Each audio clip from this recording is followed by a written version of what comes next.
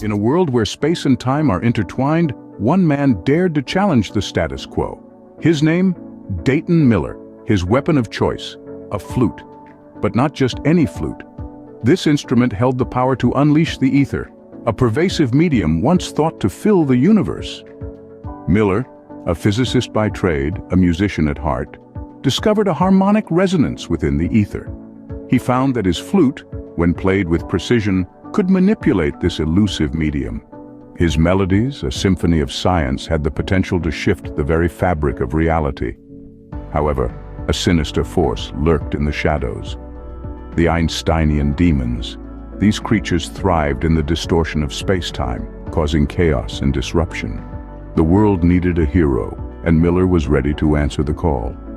With his flute in hand, Miller played a tune that echoed through the cosmos. Each note, a shot of pure ether, struck the Einsteinian demons, dispelling them back into the void. The world was saved, not by a warrior. All right, boys, hello and welcome to not a Flat Earth Friday episode. Unfortunately, we will be doing a community-hosted space with not Brian Sweet. Shout out to our boy. I have no reason to lie about, especially back then, because like there wasn't a big like X space that he could talk about, or he couldn't monetize a YouTube channel or something. Yeah, So I don't see why he would lie about it. I've started at 9 p.m., man. The other stuff, and I was like, oh no. If I pick them every day, they get just way too big. I don't want to push them to siege yet because they just started producing, even though it's really late. But it's done. And if you can say it like shitter, right? I don't know who's speaking right now, but I can barely hear you. Yeah, it looked like Ken was speaking, but it didn't sound like Ken. Yeah, it sounded like a girl. My UI completely changed I think it might have been Jan. Because Ken's mic was going off, but it definitely wasn't Ken. No, it wasn't me, but I was hot micing. I got my iPad on, and it classic Ken. It's Redford Bear speaking through my microphone. Man, got you over here as my co-host. You're all dry. Man, you're killing me. No, I'm kidding. So guys, if you can hear me now, what's up, Alan? How you doing, brother? What's up, G? anyone can hear me now, I would just like to ask a question: is that how would I go about definitively telling people that the Earth is flat and not round, as what they've been told in school? Like what could I say, like to an army within a minute or less? Just say, hey, you know the Earth is flat, and then walk away. Don't even wait for an answer. Just walk away. I've tried that. Just give them Shane's axioms. The Earth has never been directly measured as curving. Yes. The Earth has never been directly measured as in motion, and gravity has never been demonstrated to be able to contain gas pressure. So what I say to them is that we haven't been back to the moon, and there's no actual real photograph of Earth as a round globe, and they think I'm full of shit. Because there's millions of photos of the Earth, but there's not. Well, try starting with the inverse and look. Yeah, ask them why they think it's a globe, right? And then they'll hit you with the proofs, right? So they'll be like, oh, space picture. Then you could walk them through like, hey, okay, well, what's the barrier of evidence for a picture to be introduced into court, for instance? Let's say someone's life's on the line, right? Like how do we verify that this picture has meaning? Well, a living man has to testify and give credit to it, right? It has to be able to verify its authenticity. So all we have for space pictures are publications that are put out on websites through NASA or media packages that have no man attached to them, right? No one to verify authenticity. So if you were to take that into court as evidence, you would get laughed out. So what would the next proof be? Like kind of go through it like that. And even NASA refers to them as images. NASA admits, right? And NASA admits that they're photoshopped.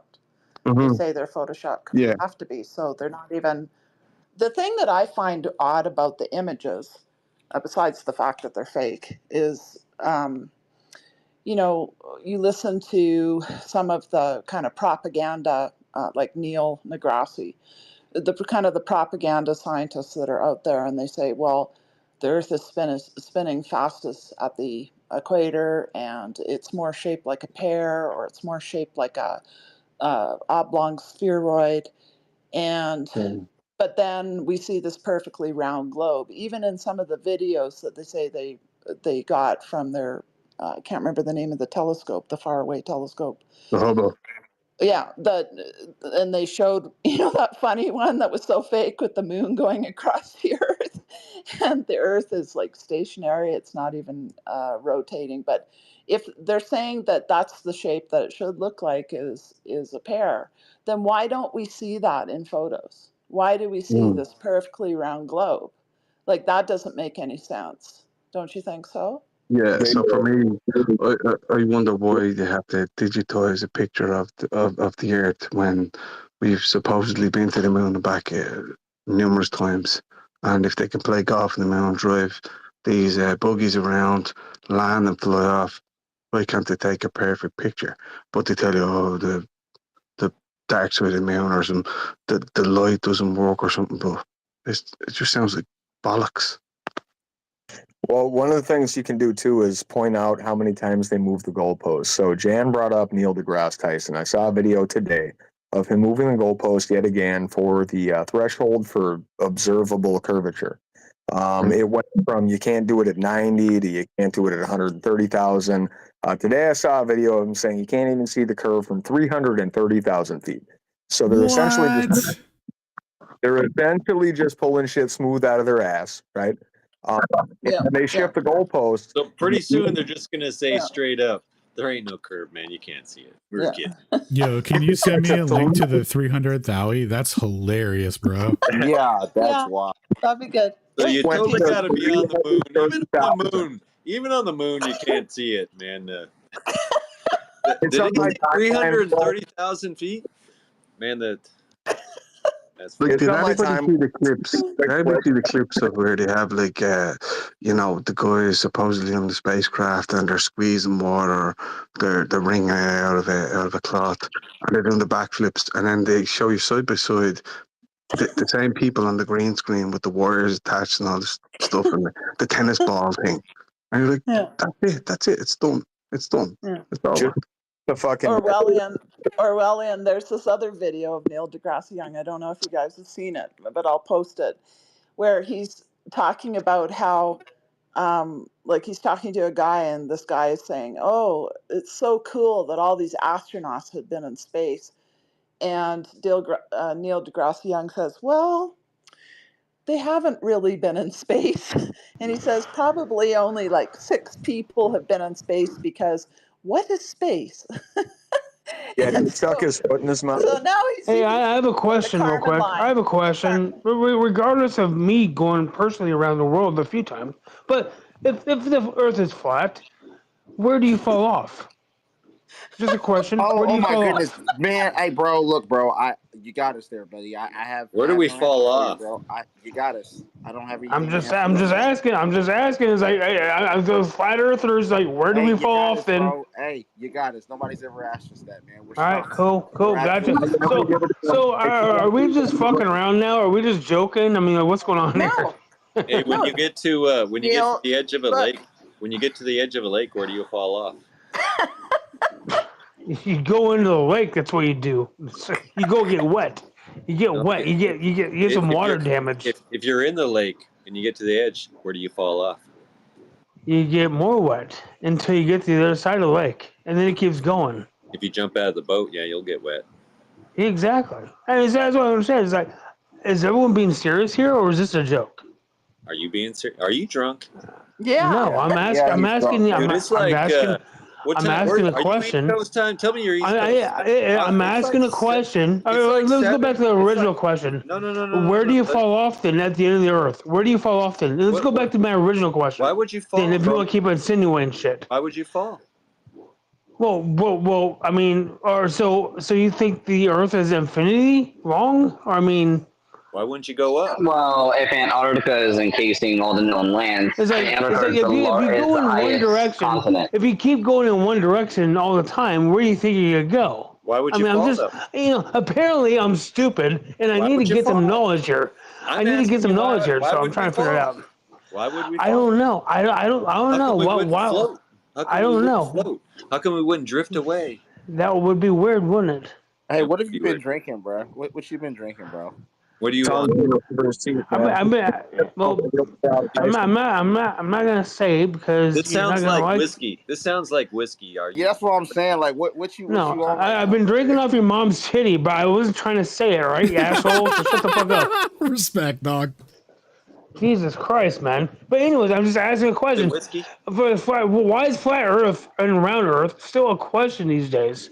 Well, what do you think? There's too much technology that says no. Obviously, can you pass the sobriety? Too much technology that says no, we're not on a spinny space ball. No, it says the flat earthers are freaking goddamn need to be in a penitentiary, or given cereal as food, Can you cite the alphabet back? Wait, why cereal? From Z. Because I don't know, that's the only thing you can handle at this point. It's I'm thinking alphabet soup or something like that, or like. Hold on a minute there, Sparky. Hold on a minute there. Can you tell us why you think you're on a globe? You got any globe proof? You got any reasons to believe you're on a spinny space water rock?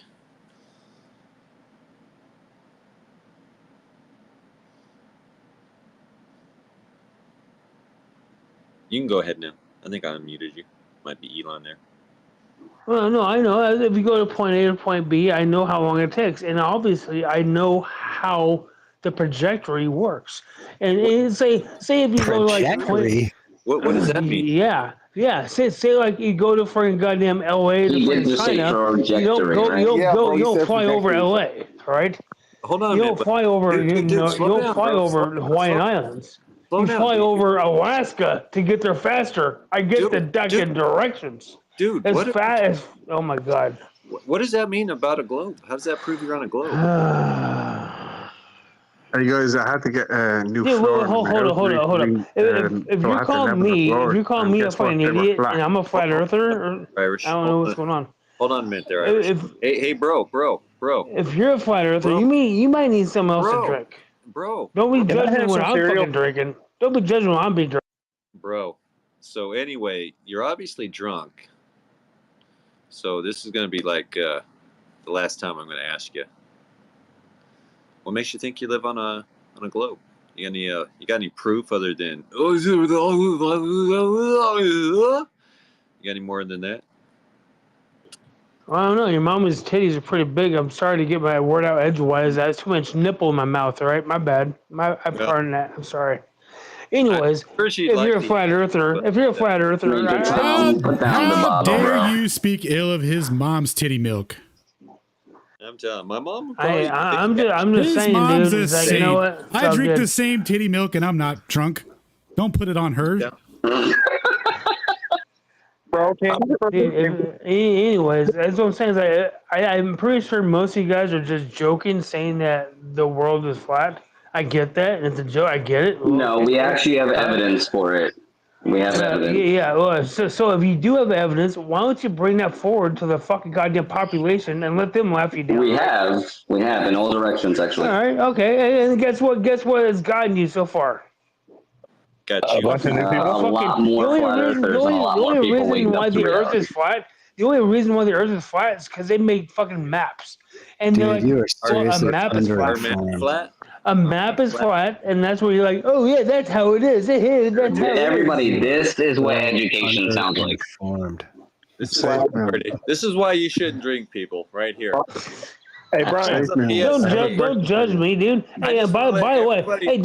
I just want to let everybody know that right now, at the present moment, I am stoned off of my ass, and I have been smoking weed all day long, for I don't know, since I started this space at least, and well, then there's this guy. So you can drink or you can smoke some weed. The choice is yours. I'm just saying. This is why you shouldn't drink, people.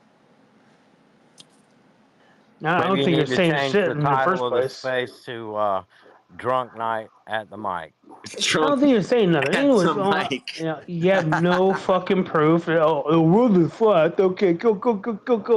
Well, What the fuck you talking find out about? what you know. Would you mind? Dude, get out of your fucking basement and go fucking walk the world then, alright? Go walk the world. I have Go walked the world.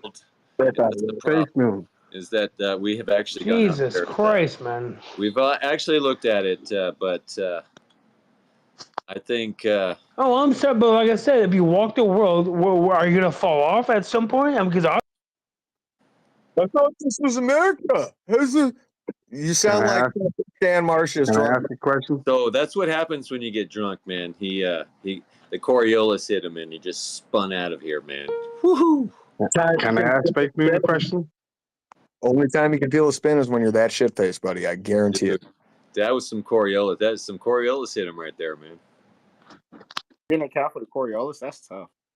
Was it just me, or did he? I know, Brian, you can't answer this question because you're not a big South Park guy. But did he not sound like Sam Marsh's like drunk retarded brother? What if you go to America? He sounds like somebody he sounds like somebody I kind of know from fucking crypto space. He's a known drunk, so that's why I'm like, I don't know if it's him or related to him, but it's the same shtick. So it's like, yeah, you have mutual follows. I checked your page. Don't thumbs down me, buddy. I just wanted to blow his mind and say that I had some contractors over doing flooring in my house, and they said that I had to level my floors. They had to be flat. Well, you know that we want to globe a little bit, but drunk people aren't worth it. They're kind of annoying. I mean, it's fun when you're drunk, but when you're not, drunk people are pretty annoying. Yeah, they'll tell you levels curve too, and then you get dudes like, and you're talking about how the burden of proof's on us, even though they made the positive claim. We have a lot of fun in these spaces, but it's even more fun when you get somebody plus points for this space already. Yeah, that guy sounded like a hippie to me. I don't know about you guys, but that guy was hella gay. So you do a killer fucking Cartman impression. I love it. What's up, Shane? Don't drink it. I know Shane missed the fireworks because his mic would have been open. He would have been fucking going hard. Yeah, well, I think that guy needs to go buy some more cred. What did I miss? I missed a drunk guy being a fool, or like some just a drunk guy with a bunch of incredulity. Yeah. I don't know what that fucking guy was talking about. Your magic armor plus 8. Like that guy did not have any special armor. I checked. Yeah, some drunk guy came in, pissed all over himself. Nice. You could have helped him calculate his trajectory. Yeah, those people, like, so honestly, I've also been smoking weed all day, Brian, so I'm just going to tell you, those guys are fun to, like, flex on, to just decimate in public, right? Like, if you wander into a square, right, and you're just, like, a little kid, and you're a toddler, and you're going to just punch people in the face or in the nuts, depending on your height, you're going to get punched back, right? So those people are fun to make examples of. You just, like, rattle off and just embarrass them on how little they know about everything, probably, right? I wanted to, man, but he wouldn't shut up, man. That's the problem with him. He wouldn't shut up. You're an aggressive meter. You could have handled it. He started talking about breast milk, and like it was fucking wild, dude. He's like, "Man, I'm kidding." Like respect. Yeah, I came in right when Alan gave him props for that first one. For whatever reason. It's like if you don't even try and you're just like, I don't know, titty milk. It's like, all right, cool, you're in, dude. Great. Like, oh, like I don't know, like your mom. You know, like, do you remember high school? All you had to say was like your mom. Dude, those were the best comebacks, bro.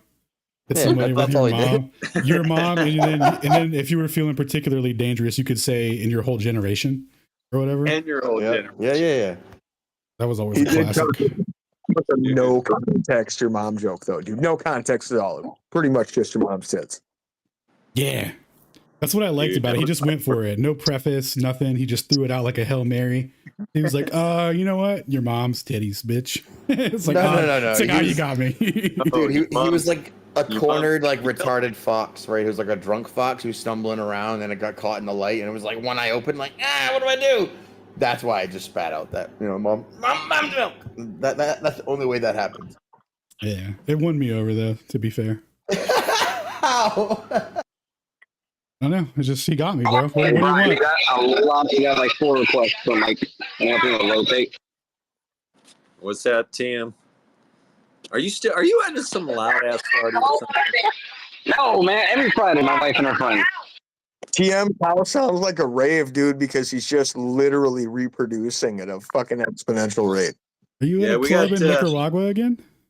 We got some mic requests, and I've been kind of rotating some people and some mics and such. So be patient. We'll try to get to everybody.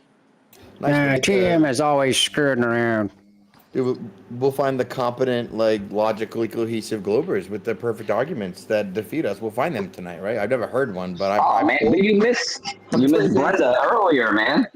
Dude, you missed Brenda. You know what, Shane? You know what I was waiting for with Brenda today?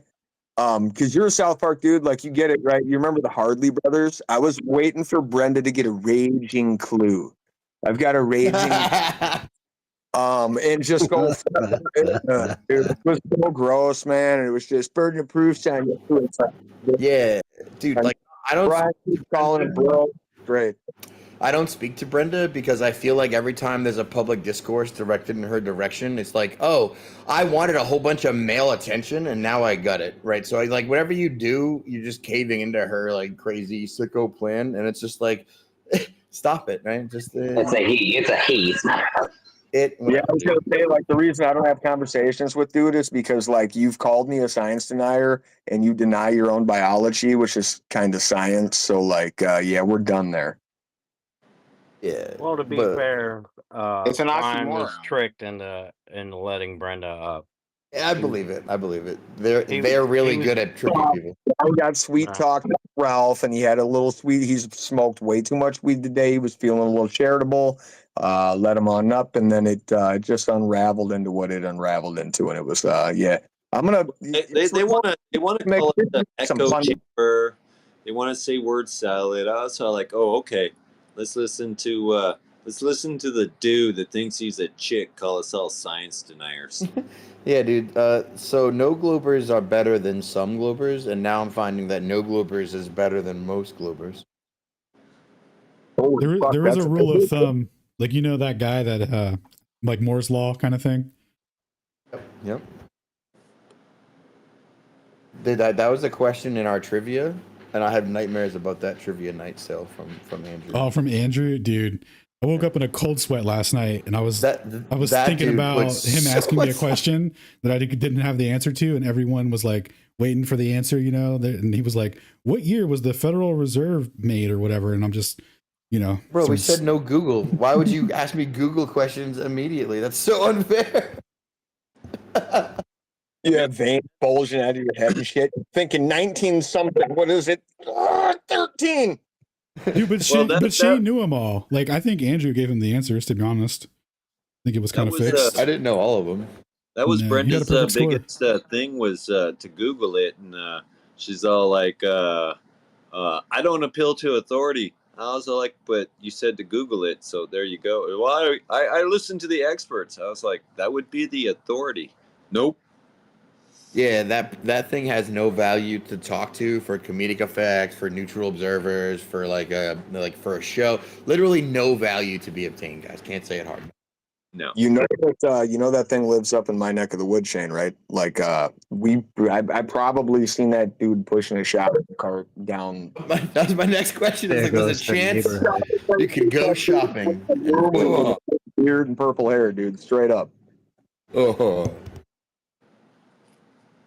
If that thing knew where like a real person lived, I think like it would organize like protests outside your house and make sure your kids got expelled and try to like literally like would just try to hurt you any which way they could. You, your family, anyone peripherally around you, someone who heard your name once at a ball game, just like that's the kind of person. I'd be trying to get my kid to shit in a litter box at school because we have those up here. a cat now. Name's Mittens. No, it's not. My name's Abel. No, you're Mittens now. Fuck that. But we're crazy because the Earth's flat. Yep. Okay. Checks out. Come on, Shane. You know you want to be a furry. Dude, all right, my next Excel graph is going to be a plot of the correlation between globularity and furries, because now I'm curious of that correlation. Mario, I think there's a definite, there's a runover, and I want to know, how much of it is a runover. Okay, Shane. It's crazy fucking correlation, brother. It's crazy how deep the rabbit hole goes. Dude, you know what would be funnier is the inverse relationship of flat earthers and furries. I would actually be interested in that because Shane could confirm, and I can confirm, bro, 99.5% of my toxic trolls, dude, all their PFPs are furries. Every single fucking one of them are a furry. What? There's something there, bro. Dig into it. Yep. Yes, bro. No, that's actually me. I started blocking the trolls and then started going down the block list to find correlated mutuals, and all the mutuals led back to hentai furry accounts, bro. Every single fucking time. It literally never failed.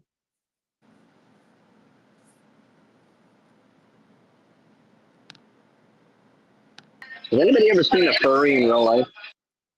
Nah, I think they're just globers. I think they just call them different things. So. All right. No, I have. They are as weird as you think. If you just kind of stay to yourself and don't acknowledge them, they go about their business. But it's just funny seeing them do normal people shit in a fucking costume that makes them look like a dragon, and they act like and believe that they themselves are a fucking dragon. And you're just like, they're fucking larpers.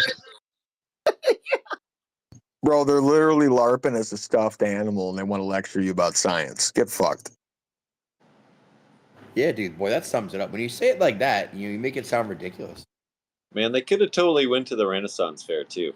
It'd been cool. They do go to the Renaissance Fair. I've been to the Renaissance Fair a couple of times. They do go to the Renaissance Fair, bro. Yes, they do show up. Not a lot as far as anime conventions, but they do show up. You will see a handful of them. I'm gonna tell you, Renaissance Festival here in Minnesota, dude, it's deep as fuck with furries, dude. Straight up weirdos.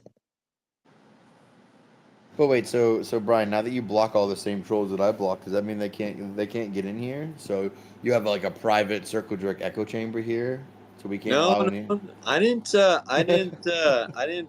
don't block them. I got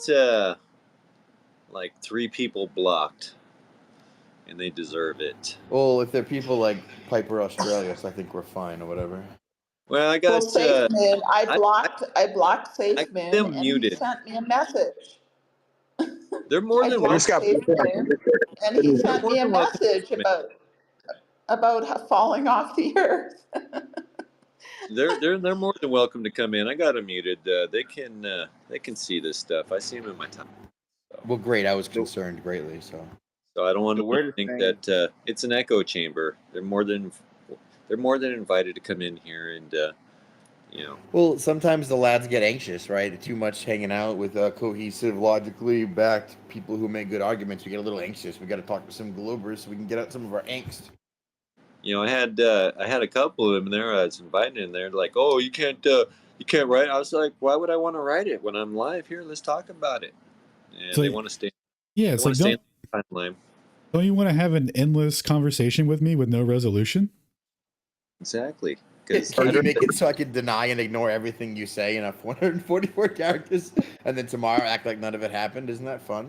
Exactly. Yeah, you don't want to allow me to run a chat GPT script against you so that I can make myself seem like I'm dunking on you when really I'm just letting AI do it for me and I'm a fucking retard? Yeah, let's do that. And I don't have a blue chat, man.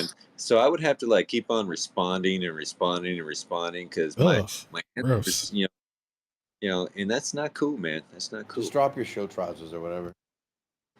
I just realized that I saw a furry in a wheelchair, and he had his costume on, and he couldn't push himself in the wheelchair, so somebody else had to push him.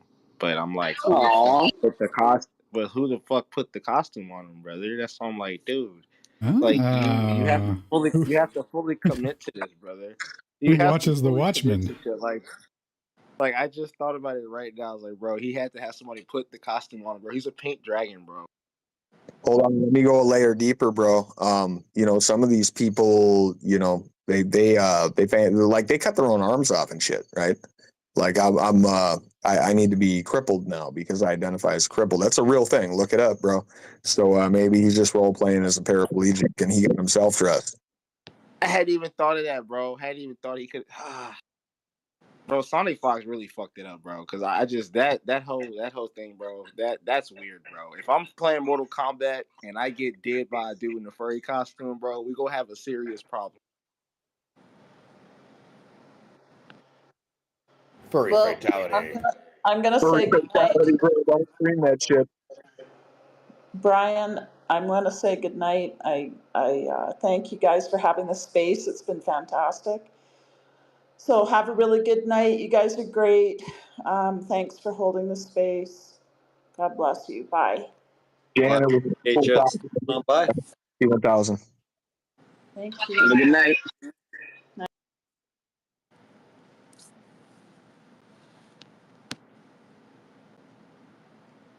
Taking that bad boy up onto the Oregon mountains, and maybe this will get your space nuke, so hopefully not, because I'm not going to talk about forbidden math, but I'm definitely going to zoom in on a military installation that I'm not supposed to be able to see.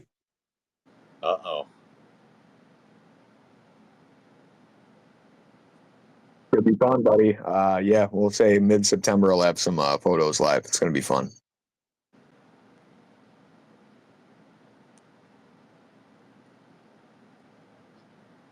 Got the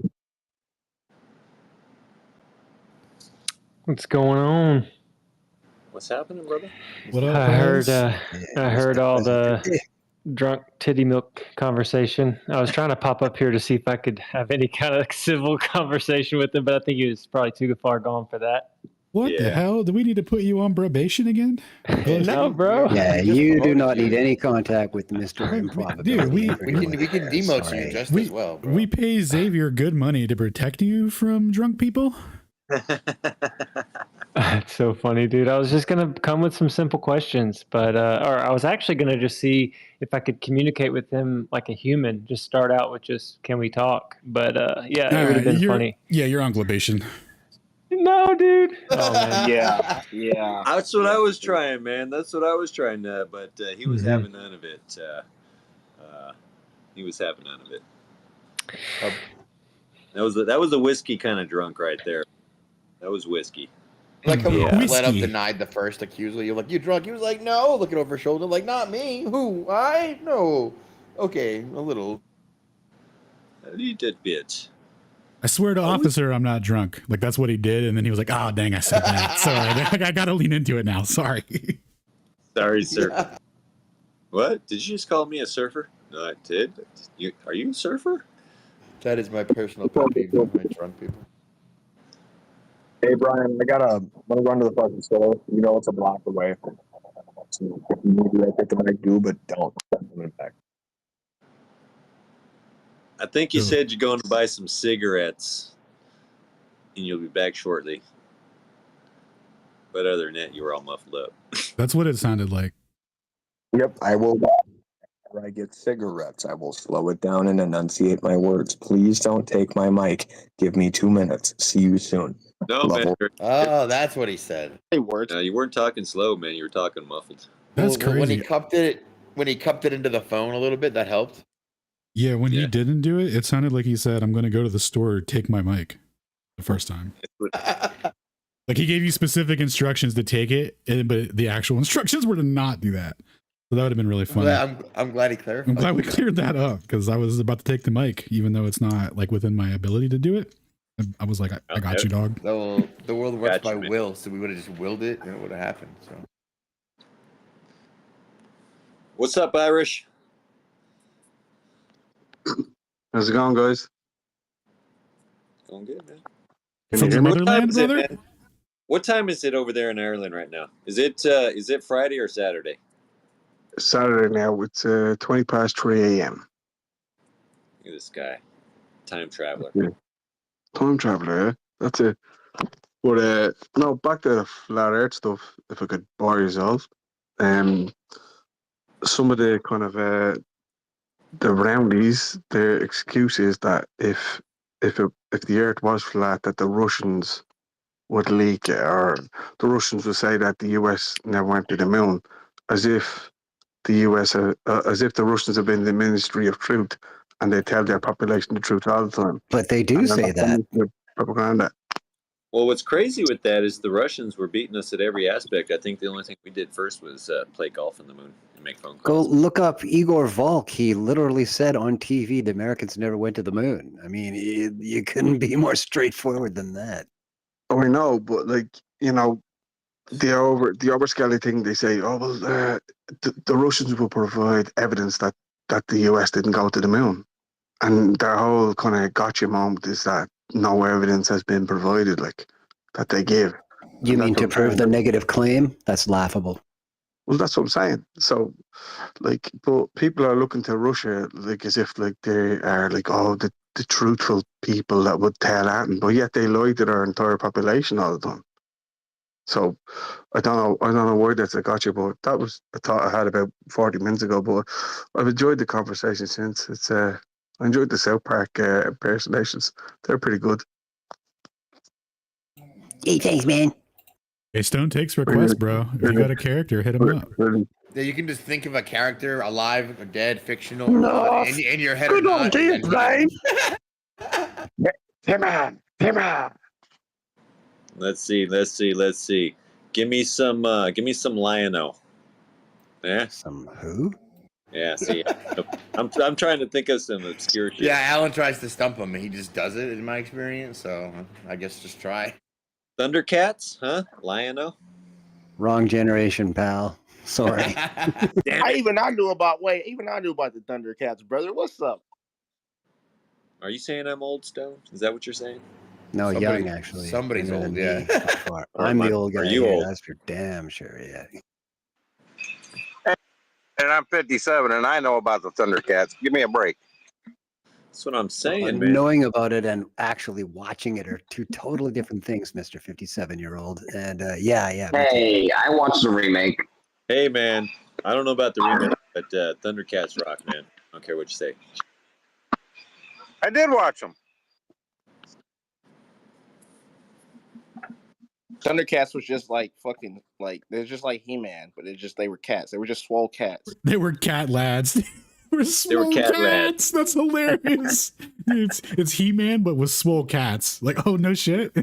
Like, yeah, dude, this cat's got a big ass sword. When he chants, it enchants him, and he turns into a stronger cat. It was He-Man, but less gay, but just totally cats. Yeah, how do you get less gay but more cats? Dude, that's crazy that more cats made it less gay. I don't believe that. Usually you would expect, you would expect like the relationship to be inverse, but it's not. It's crazy. I think that's over. Only when you are Japanese.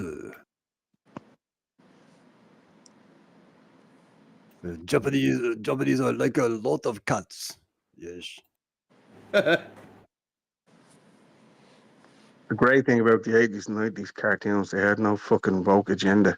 They were brilliant. How about Captain Caveman? You remember that cartoon? Dude, I watch it. I don't remember things without a woke agenda, like cartoons that didn't try to like propagandize me or lie to me or sell me an agenda. That's from a time from before. I don't remember that. What about Thundar the Barbarian?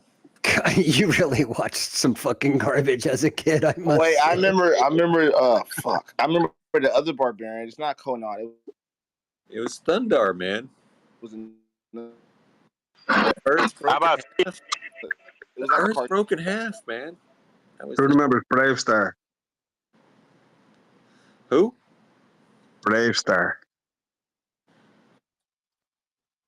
Dave the Barbarian. Holy shit. I don't recall a Brave Star. Shinku, Dave the Barbarian. That's new, isn't it? That's like my kid's generation. No, bro. No. Oh, Dave the Barbarian? Yeah, that was some shit. Like whenever I was like growing up, they had like toys for it at like McDonald's. I was trying to remember. I used to watch it. It was brain rot. It's fucking stupid. Now I gotta know what kind of classic cartoons Stone was watching, man. Probably Pokey and Here's the wolf. You guys forgot all about Warner Brothers. Dude, I love Warner Brothers, man.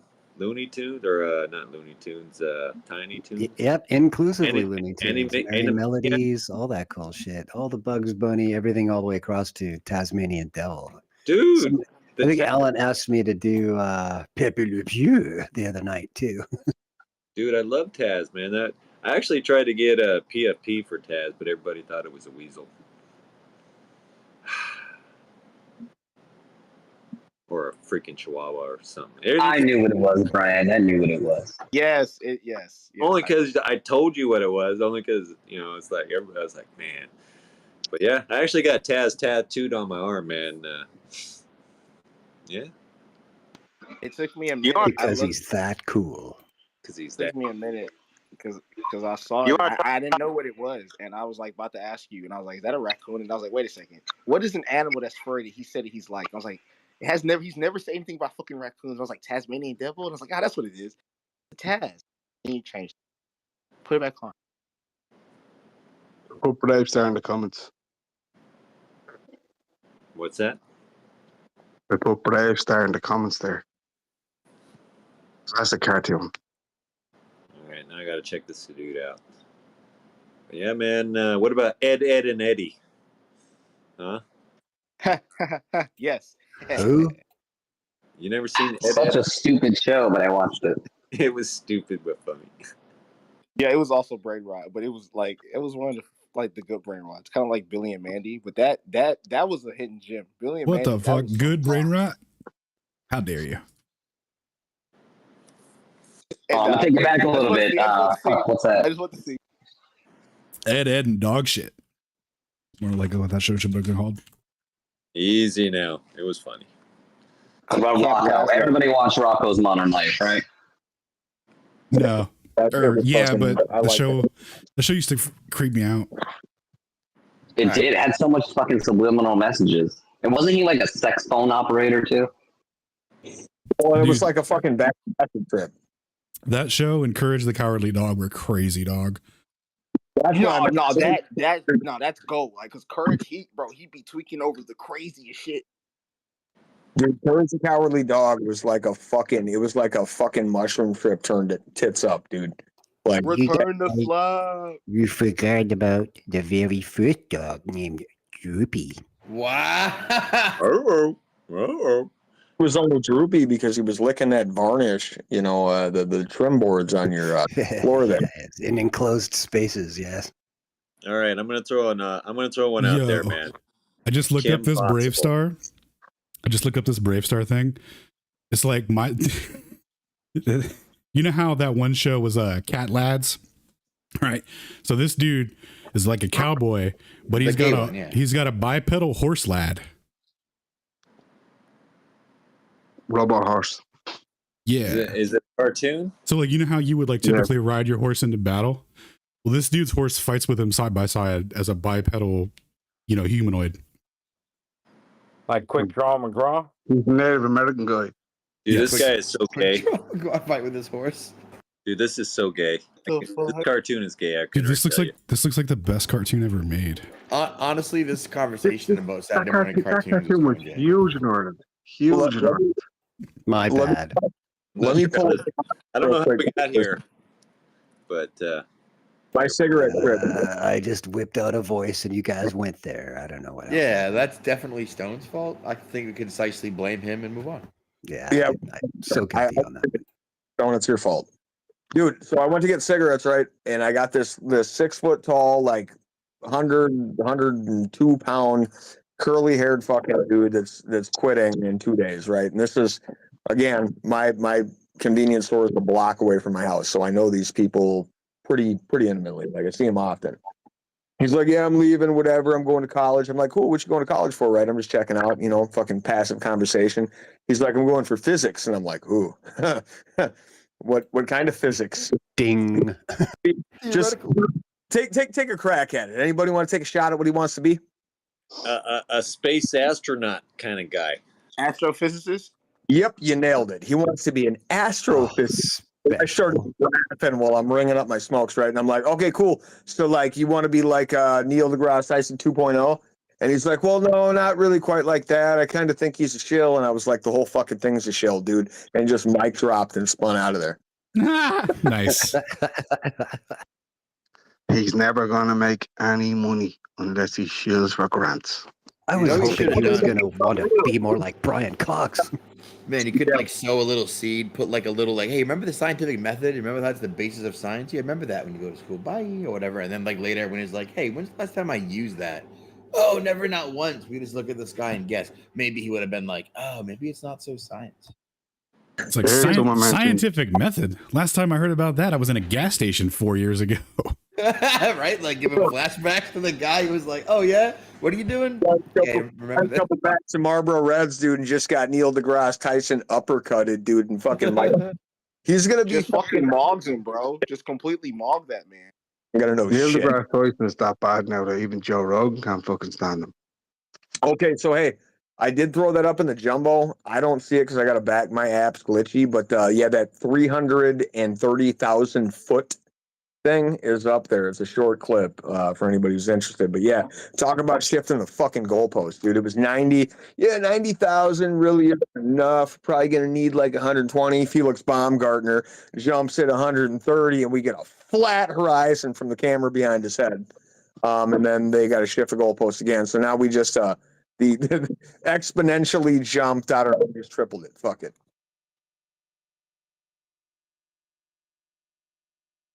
It's flat, bro. Yeah, medic. I was gonna mention a lot of the times when people, when they scattergun you or when they want you to provide every single answer to all their questions, and if you get one wrong or you're not sure about one, all of a sudden the Earth's a globe again. That's just a tactic. And so what I've found, and I'm only 2 years into it, what I've found is go to reputable sources like Wits It, Gets It, and just watch his whole schooling Globers or Ether Cosmology. Check everything on their channel. A quick link is adl.place. Just a huge database where you can look over some stuff if you're really scientifically minded.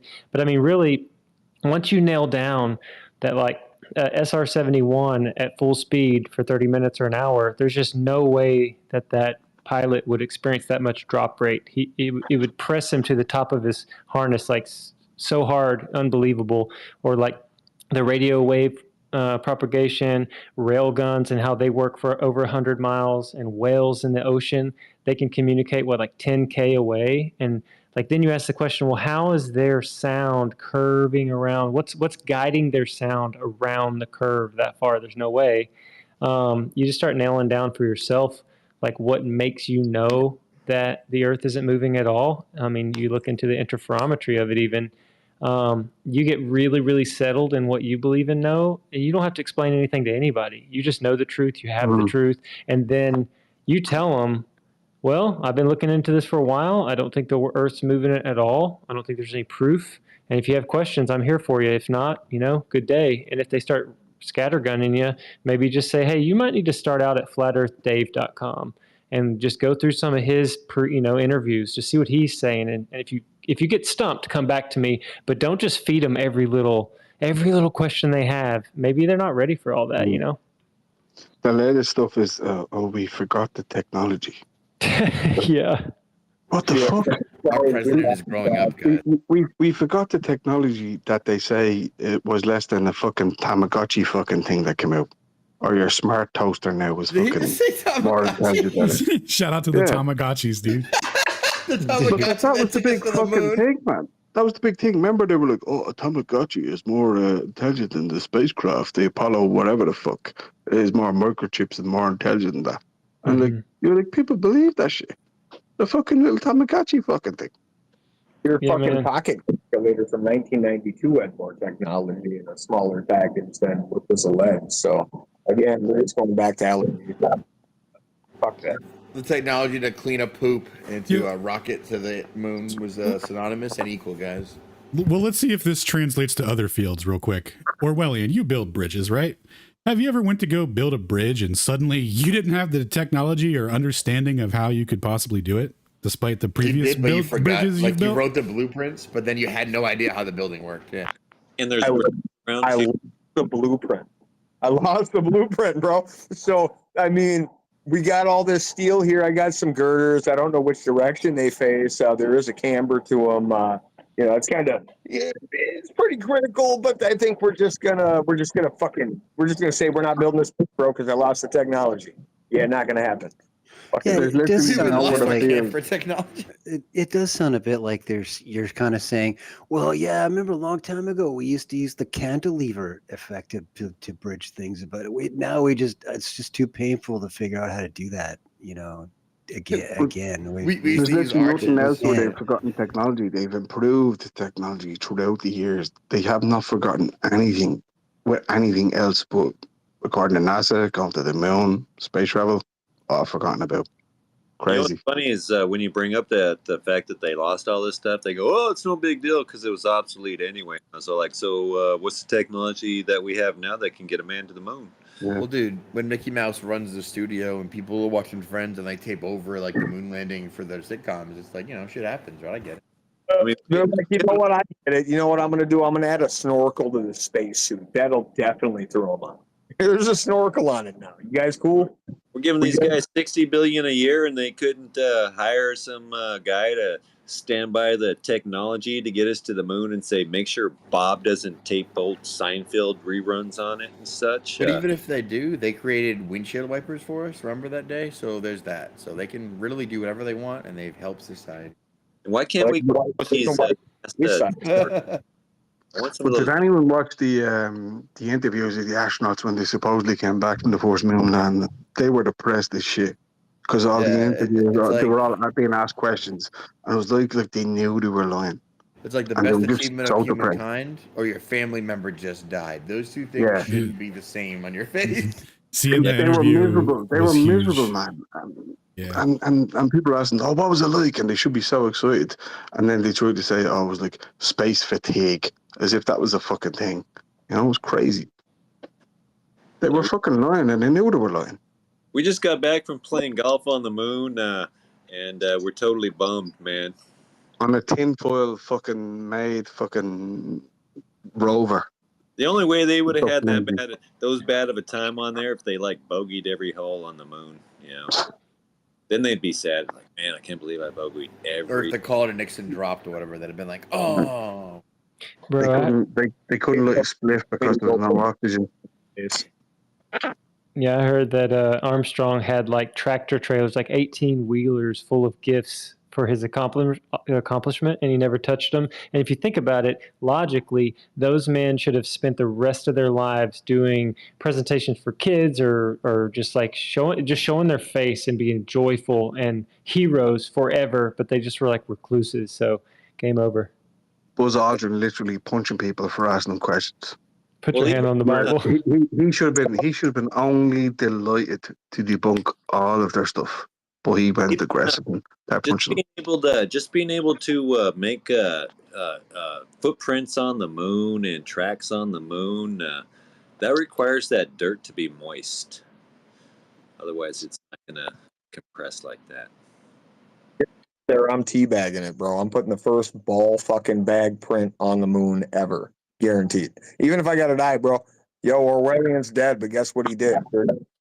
I'll live in infamy forever. He teabagged the moon. That would be a pretty legendary way to go out. That would be legendary status. Like, sir, what's going on up there? Or it's Orwellian, sir. He's gone mad. He's taking off his spacesuit. Dude, I can see an Austin Powers. He just record that. Snorkel. Abort. Nah, pants are off, dude. He just Well, he's got to go through with it now because we can't save him. Exactly. He fried out. Might as well do it all the way. We're just going to put a camera on his corpse so that he can film us leaving. And we'll magically get the footage back. See, that's what happened. The guy, that's what happened to that camera guy. He was teabagging. And they said, well, just put a camera on him. Fuck it. He knew what he was getting into. He knew what he was going up for. Fucking shit not going right at home. The wife's being a complete fucking hag. I'm getting shot into space. You know what? Fuck it. I'm teabagging the moon. He didn't care about going up because the camera guy always lives. All right, I'm going to share the mic. I see Lily Hanna down there, and she probably needs to bless the space. So I'm going to hop down and catch y'all in a little bit. I'll see you later, El Presidente. Later, JT. See you. What's up there, Disika?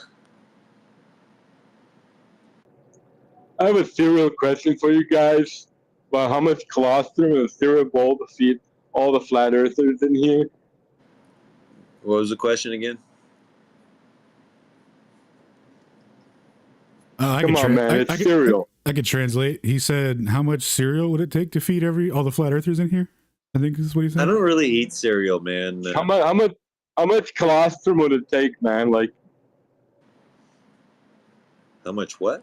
I know that his pinned thing is ask a Jew anything. Colostrum is the most nutrient-dense food. How much colostrum would it take, man? What's that, Meow? I don't know, man. He's a professional troll. Next. 100% troll. Yeah.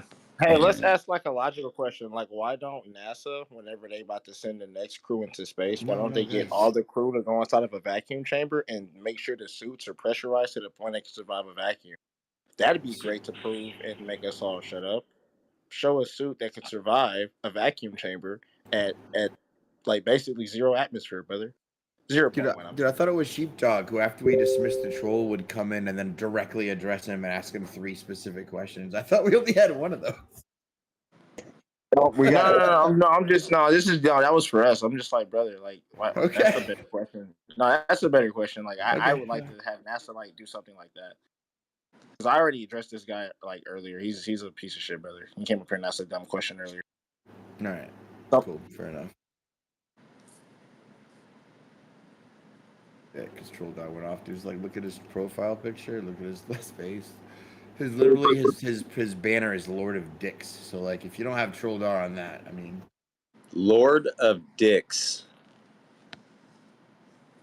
Holy shit! Is that like is that a title they're handing out over there in the UK now? Well, if you could just self-profess, you could be Lord of anything, and this guy chose Dicks. So why'd you go with Lord of Dicks? It's a joke, man. Between me and my wife. It's okay. It was rhetorical. Nobody really cares. Yeah, it was rhetorical. So you think you live on a ball or what, man? I don't know. I'm just trying to. I just don't believe anything. You're that guy I'm at the point where you're that guy that believed everything, right? You believe in everything. You got many hats to dip into. Yeah, I've been a conspiracy guy for a long time, but I just know that they're lying about basically everything. The whole shape thing doesn't really. I don't get it. Like, I don't get why that's so mission critical. But I'm a Christian, but I don't get it. Why it's such a big deal? It's one way or another. Like, why is that like a thing?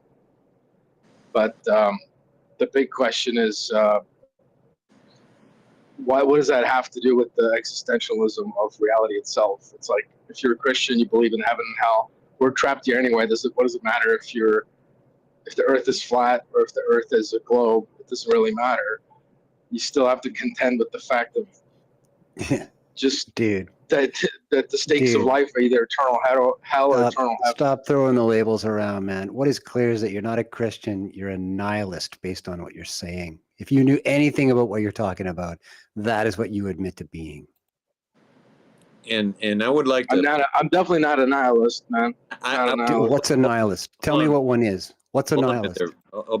Nihilist is somebody who doesn't believe in anything. They think nothing matters. So why would I be a Christian? Isn't that what you just said? That's what you just said. Just said it. I didn't say nothing matters. I'm saying that you did. Here's the thing. No, I didn't say nothing matters. Now you're trying to gaslight and put words in my mouth. I never said that. You said this doesn't matter. So I said, yeah, it doesn't matter to my salvation. So one way or another, like, what does it matter? If there's no, it has nothing to do with my salvation. Do you believe in? It has nothing to do with. So let me ask you a quick question there. On this thing that doesn't seem to have any meaning to you, How many hours did you spend in here today? I'm just driving down the road, my guy. I can spend all the hours I can. So I'm just listening to people, see if I can learn something, because there's. So it matters. Yeah. I listen to all kinds of spaces. I listen to black spaces. I listen to white supremacist spaces. I listen to everybody. So I don't have a mind where I'm just like one topic person. I listen to all kinds of things. So it matters, right? I think I made a video of why it matters. So I put that up in the space. That's wrote it out. Why? I just want to say this. The reason I'm kind of looking into it now is because there is this new theory that came out. It's called the Little Season theory about Tartaria having been like the actual 1,000-year reign of Christ, supposedly. This is their theory, and the fact that we're in the little season of Satan, and now it's like everything is deception, everything is lies. That they erased history about these buildings that they claim were built, in a couple of years in 1901, 1902. Meanwhile, these buildings, there's no photographs of them ever being built, even though cameras existed at the time. So the whole Tartaria thing is making me look at. Yep, those buildings are pretty wild. There's some of them out there that the flat Earth thing, because took 632 years to build. Just it gets really weird when they're. Hey, Brian, how many dams do we have in the United States of America right now?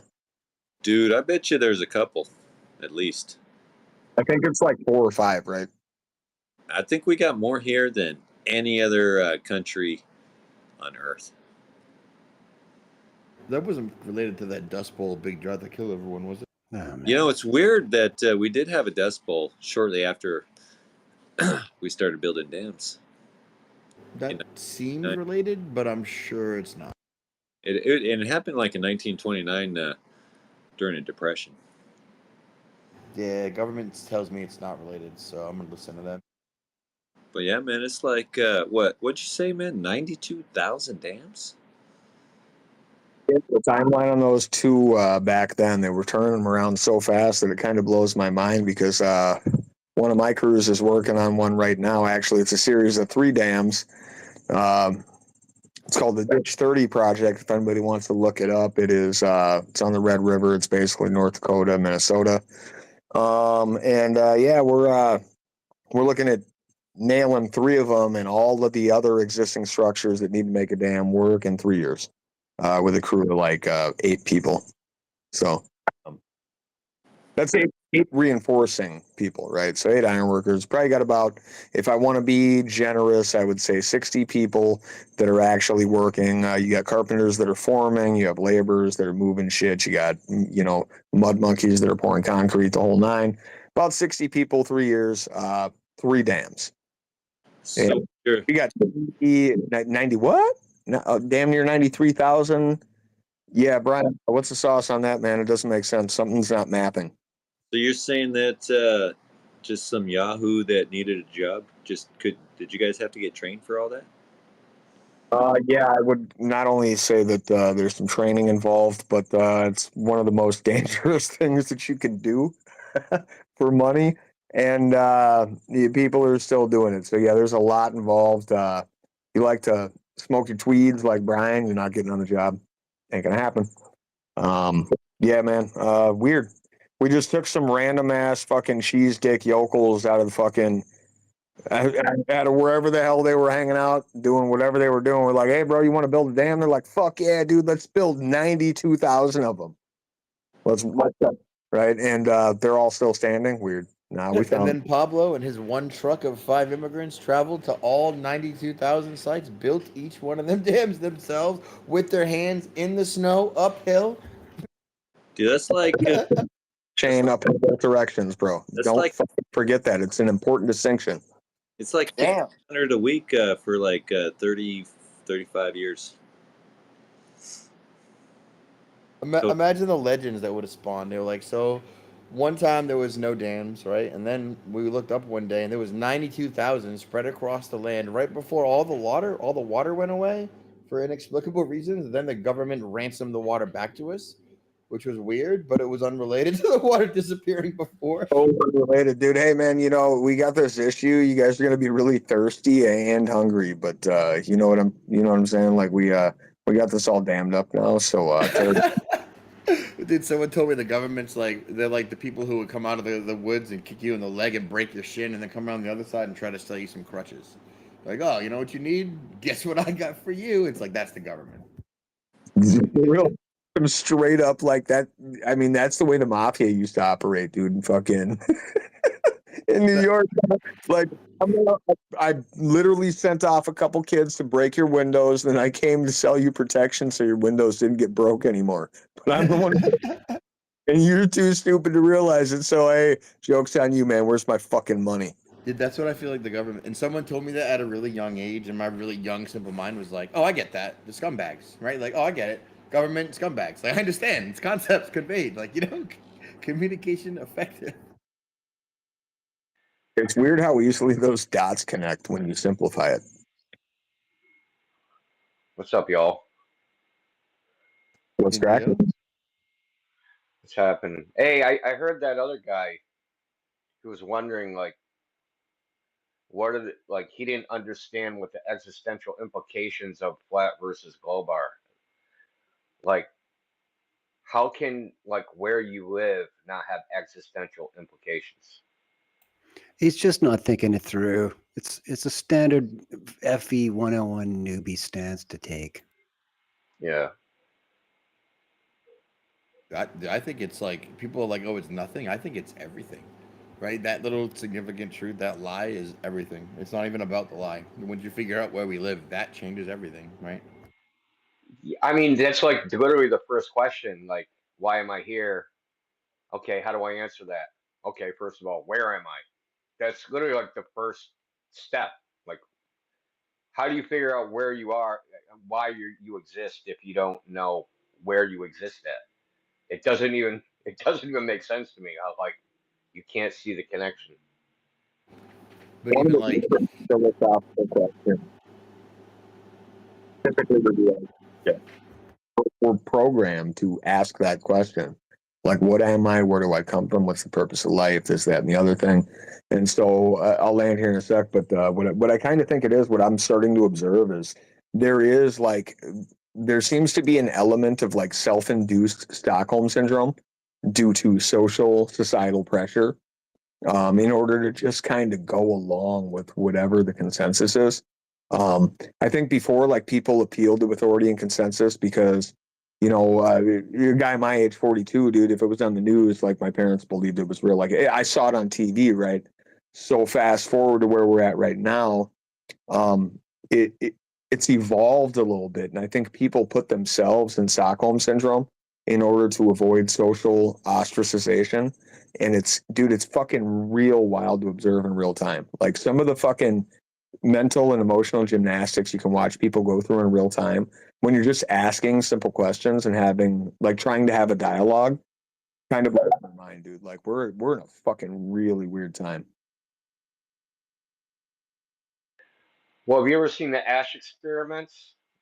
They're pretty famous. So one person is the test subject, where the other four are like actors, and then you'll have like the scientist giving the test, right? So they'll show like a color, and the color will be red, but the first four people will say it's blue, and then like the person that doesn't know that the other people are actors and they're just lying, they'll also say it's blue, even though it's clearly red. Or they'll show like lines that are like three different lengths, and they'll say which is the shortest line, and the other four people will be like, they'll say that the longest line is the shortest line, and the fifth person just follows along with what the group says. It's actually depressing that this happens. That people conform to the majority. Well, yeah, that's why people wear masks, right? I saw it in the form of an elevator experiment. They were like paid actors in an elevator would just stand in an elevator and then turn and face the wall. Like, they wouldn't look at the door. They would just be on their phone. And people would get in and just like slowly, subconsciously face the wall with them for no fucking reason. And it's like, no, I'd be the one being like, guys, hey, what are you retards looking at back there? Right? Like, am I missing something or what? Like, talk to me. Explain to me why I should look at the wall or whatever. Well, is that like, and here's my follow-up to that, right? And this phenomenon, is that a need for tribalism, right? So it's weak people, dude. Like they get in there and they're like, should I face the wall? And it's like, for what good reason could you? And you're like, well, the other people are, and that's it. And some people, for them, they just start facing the wall. Would you face the wall if other people would just facing the wall? no, there's no way in how I would, but like, There you go. part of what I'm getting at here, like the question that I'm asking, I guess, as a follow-up is like, is is that is there a connection to that type of behavior with a lack of belief in a creator, of some of the knowledge that we have, right? And I'm not going to throw religion or spirituality or anything at it. I'm posing the question, like, because I've been trying to analyze that behavior as I observe it, and a lot of the people that I interact with on the timeline are just they're either anti-flat earthers and they're getting paid, right? You got the McToons and the fucking FTFEs, and then you've got some other fucking guys that just don't believe in a thing, right? Like for example, the Stop Oil dipshits that are running around in Atlanta airport spraying an oil-based product, wearing things that were made with oil all over a fucking airport to stop oil. Like the irony, right? So these people latch onto something because it gives them the sense of importance or belief or belonging. They feel like they have something because they're spiritually bankrupt. Well, because I've been analyzing this for a while, dude, and I personally see a connection there. Like people who have some type of spiritual foundation, typically A, don't fall for dumb fucking shit like that, and B, they're not just out there searching for anything that touches their feelers and going, yeah, that's it, that's me, that's my life. But you see it. So with masks, with Stop Oil, with BLM, with whatever it happens to be, the people that typically hold on to and glom onto these things, that if you actually analyzed it and used a little bit of your intellect that God gave you, you would go, that's fucking retarded. But they're like, no, bro, like it feels right. So back to what you were saying, dude. If I walked into an elevator and 3 people were facing the wall, bro, I'm with Shane, man. I'm gonna be like, what the fuck are you guys looking at? Like, it is fucking retarded. Situation, right? They don't have it. I think it's definitely related. I think that's a super good point, and I was going to go into this earlier, but like my answer for why the lie is the same answer. It's like the difference between all of humanity thinking that you're insignificant, right, meaningless, unremarkable among trillions, one among nothing, hurtling uncontrollably through ridiculous speeds through a godless universe at 1 billion miles an hour, or right, that you're in a created special place and have a creator and you're divine, powerful, connected. No one has any authority, right? Evolution's a lie. Earth is unique. There's no other place like it. There's no place to go. Now go through that like thought process, and you're like, well, under the first people in the world, they have no belief there's a higher power. So you sink into hedonism, materialism, atheism, selfishness, ultimately evil, right? Super easy to sway to evil. And then a world without God is exactly what they force you to. So like it goes, the reason they protect it and the reason that it's censored and the reason why it matters and the reason I think why we do this all the time, right, is that it goes like this, like no globe, no rotation, no orbit, no motion, no gravity, no heliocentric model. You can have a geocentric model, but with no motion, that dies. Back to rejection of a big bang, no Darwinism, no evolution, no missing link in evolution, back to intelligent design, back to humanity being unique at the center of everything, the conclusion of intelligent design by a creator, and then everything falls down, and we're back here. So what do you guys think? I just want to tell all these guys, dude, you didn't evolve. You didn't slither out of the primordial ooze. You're not a gay monkey fish frog, as so eloquently laid out in South Park. So y'all evolved from a bunch of gay monkey fish frogs. Like, I'll fucking never forget that. But no, man, like on a deeper level, like I'm glad that you answered that the way you did, because again, it's something that I've been thinking about a lot and often. And I do, like, I interact with people in my trade that believe what they believe, but they believe what they believe because they don't believe in anything. So they need something to believe in.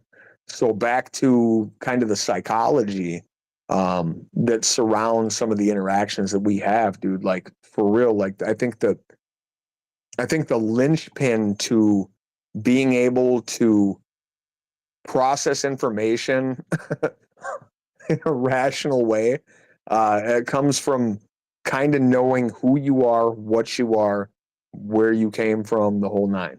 I kind of always had that foundation, but everything else, right? Everything that we were, dude, I'm back to Brian, man. I fucking love Star Wars, dude. I was all about space. And then they took that from me, but they didn't take shit from me, dude. Belief took it from me. And I'm glad to let it go. But a lot of these guys, man, they want to hold on to that ball tight because they don't have anything else to hold on to.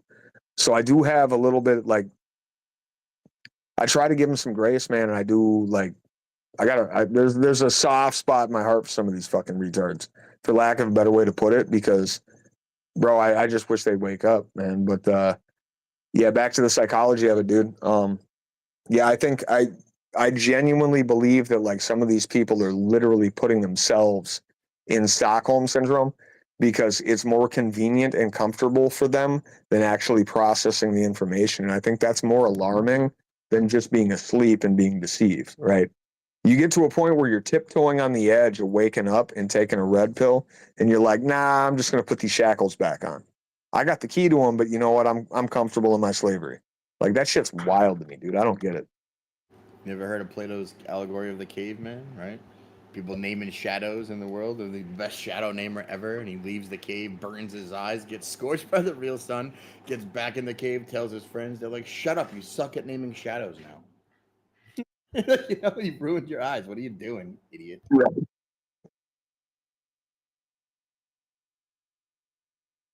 I don't know, man. I got 3 boys, right? So at the end of the day, like, for me, like, these spaces and, like, what we do, like, yes, I obviously do what I do for fun.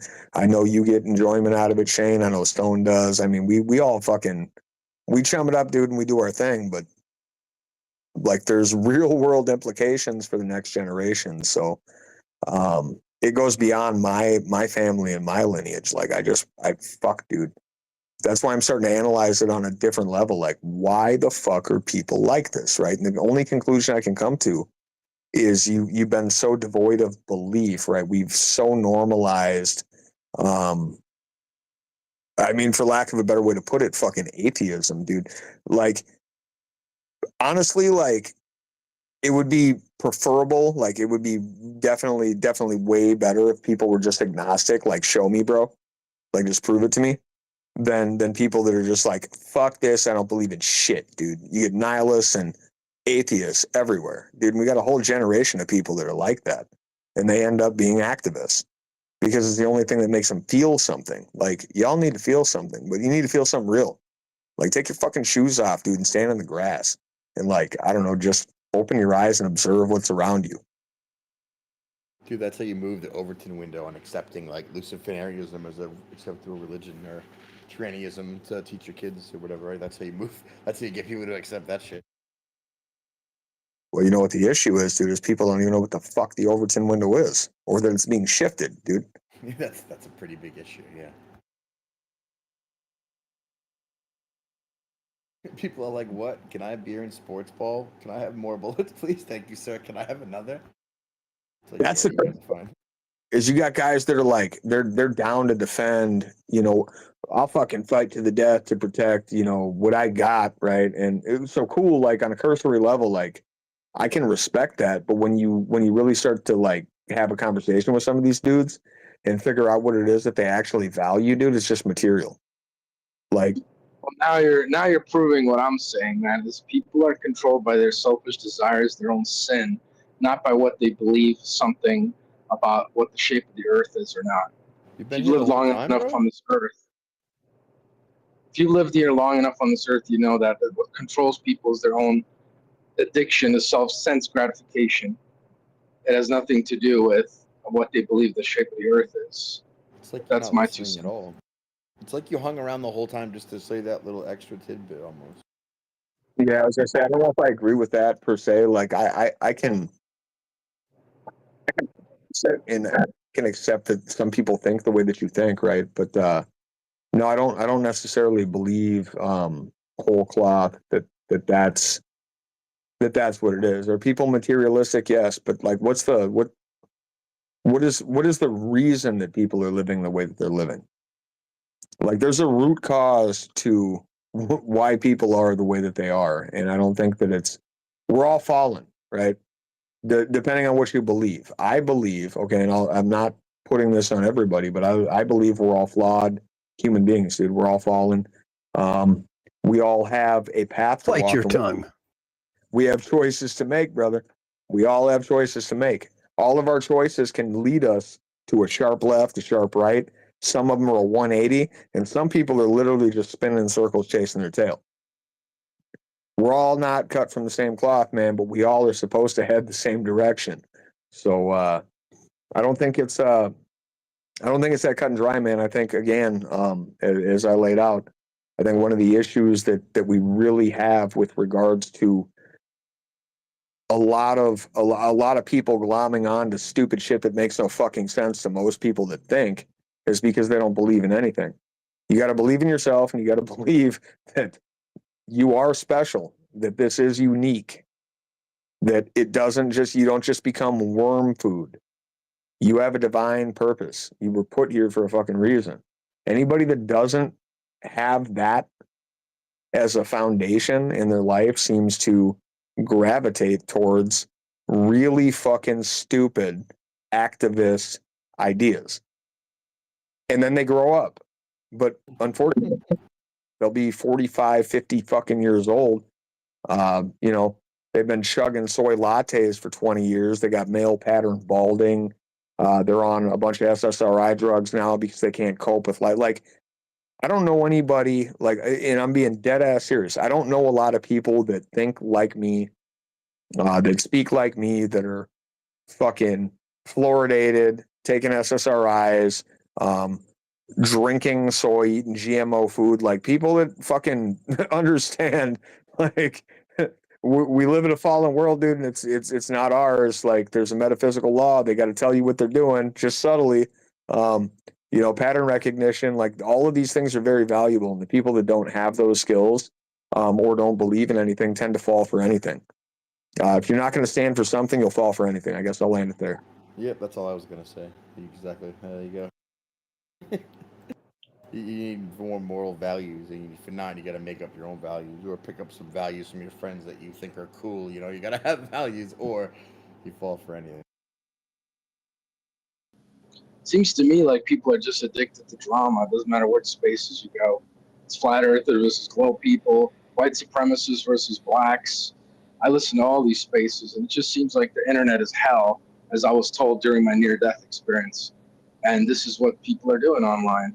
No offense to anybody here, but man, people sure love their drama. They're addicted to it. And once again, I posed the question, how does any of this matter? How does any of this hate and drama, doesn't matter what it is, matter? How does that actually affect your life? Because what it seems to me, I've been on this earth 42 years, what affects people is their own ignorance, their own sin, and their own selfish desires, and addiction to sense gratification, and ignorance of God, and abstracting themselves from actual problems, actual life. You're almost there, man. You just haven't quite thought it through yet, dude. You see, what you're not really noticing yet is the issue back from the beginning. You might be in your mid-40s now, but you've got to trace it back a little bit to school, the institutions that you went through and what they didn't teach you. There are a number of different skill sets that are simply not addressed in public educational institutions through which you were dragged like the rest of us. One of them is the ability to discern or decide about a life purpose, a significant life purpose. This is one of the basic fundamentals of existence that we were just never given the heads up is a thing, is a priority, is important, is relevant to everything you would choose to do as an adult. You were not given those skills, and it seems even right now, like most people, you lack them. And once you get a hold of that concept and see where you go with that, I think your opinions will change a little bit. No offense to you, man, but when I was 9.5 years old, people were killing my people because of their ethnicity, and I haven't been trusting government since then. So, I mean, Okay. and I've been through a lot of shit in my life, and that's before. Well, welcome to the club, bro. I've been through a lot of stuff coming, from Bosnia to Germany, from Germany to here, and all the shit that I went through just here. So I wasn't some guy raised in a mall. I mean, I've been contemplating existence and existentialism and philosophy, and I've studied all these different religions my entire life since I was 9.5 years old. So, but anyways, you can go ahead, tell me that I don't know shit and I'm stupid and I don't have any skills. Well, by the way, I didn't say you didn't know shit. I'm just saying there was a set of skills that you were not taught at school. I get it, but none of those things. Well, yeah, I wasn't taught in school to fast for 40 days with no food and and engage in the kind of activity that I engage now, in the spirit world. But yeah, I wasn't taught a lot of stuff, but it doesn't matter. Well, yeah, that would be another one we weren't taught. Sure. But yeah, man, like I said, I don't mean any disrespect to anybody, here. I'm saying, like, people need to, focus on their own relationships in their own life, and their own kids, their mother, their father. A lot of people are lost. After my near-death experience and health thing, it's like a lot of people need to wake up and realize what's really going on. The stakes couldn't be higher, and then all this other stuff just seems like just distractions and just people just looking for reasons to dunk on each other online, because that's the activity of this little yuga. And we went from clown yuga to COVID yuga to kosher yuga 2024. So anyway, just saying, man, that's my 2 cents, and I'm gonna land it there. Hey, D Yehovah. My name's JT. I go by Run Boston Bear. Do you have a minute?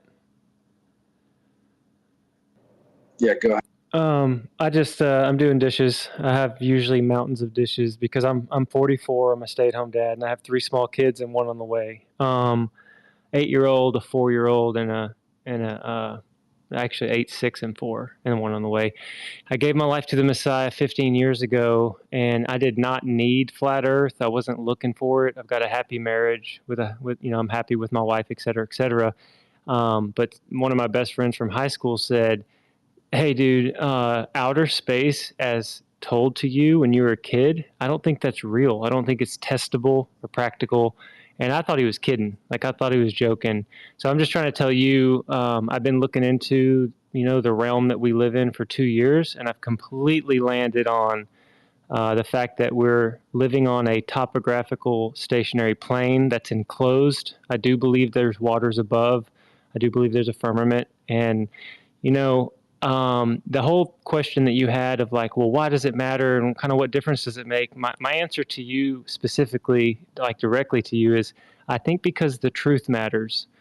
And if when we were small, like when you and I were little boys and we were impressionable and the authority figures told us about space and planet Earth and how far out from the sun we were and told us about the orbits and all that, if we started learning about that before we really had the ability to critically think for ourselves, and there were no other options. They didn't bring, to the table that for all of human history, all people group, ethnicities, everybody believed in a enclosed stationary topographical plane. And the heliocentric model that's only like 472 years old, it's fairly new, like it's brand new. So my answer is I really think it matters for me and for you personally, and because I have kids. I think you said you might have kids. I don't want to just pass along to them what was passed to us. And I'm not saying the teachers that told us were bad. They were just doing the consensus. They were just doing what they thought was true. But I do not think the heliocentric model holds up once scrutiny is applied to it. But that's why I came in, is just to say the truth matters. I respect that. I agree with that. Truth does matter.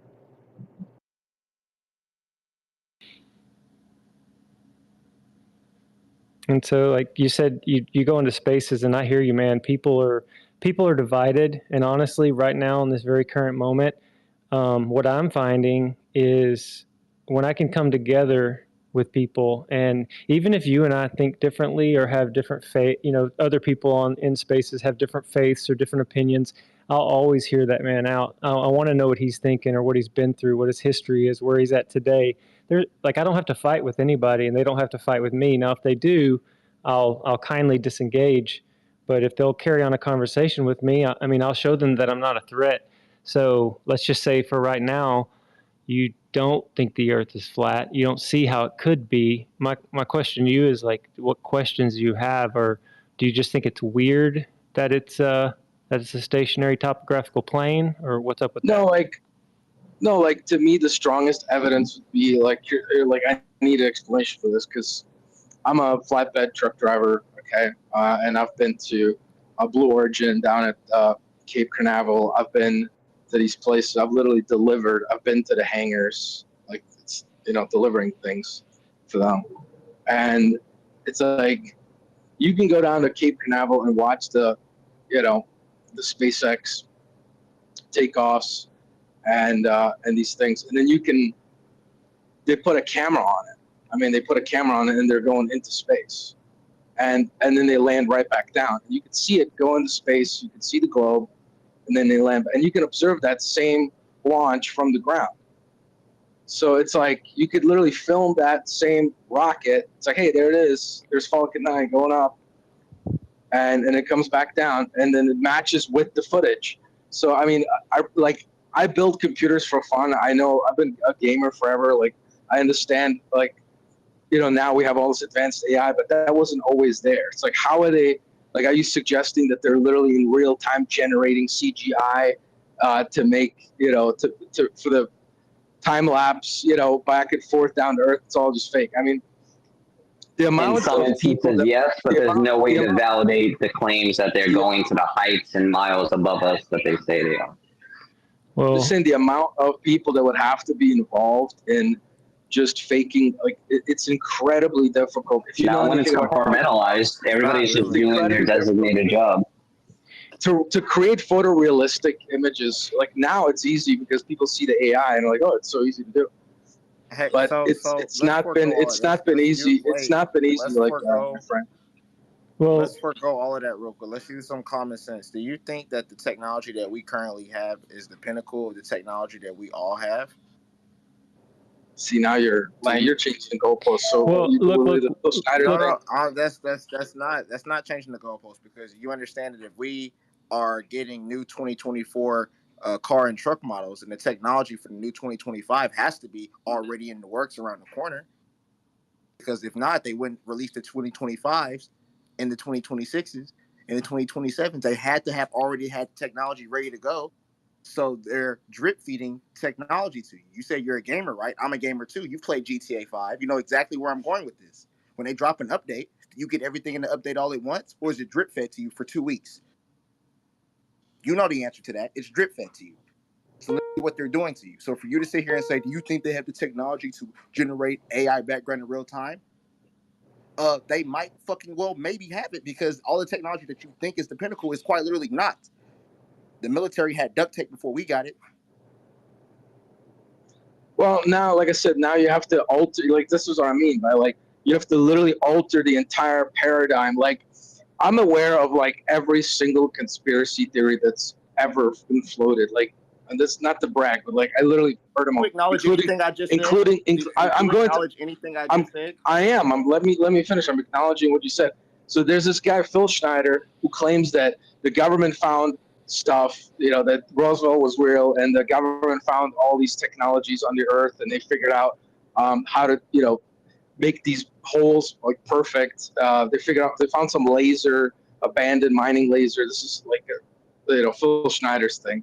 And then they built all these deep underground military bases. There's hundreds of them, blah, blah, blah, blah, blah, like Dolce in New Mexico and whatever. And he claimed that for every year that passes for the mainstream, for the surface people, for us, that the government was advancing 30 to 50 years in technology based on all the stuff that they have. So they're building a parallel it's way reality. Than that. It's way faster than that. But what I'm trying to say is, well, whatever it is, whatever the number is, 30, 50, whatever.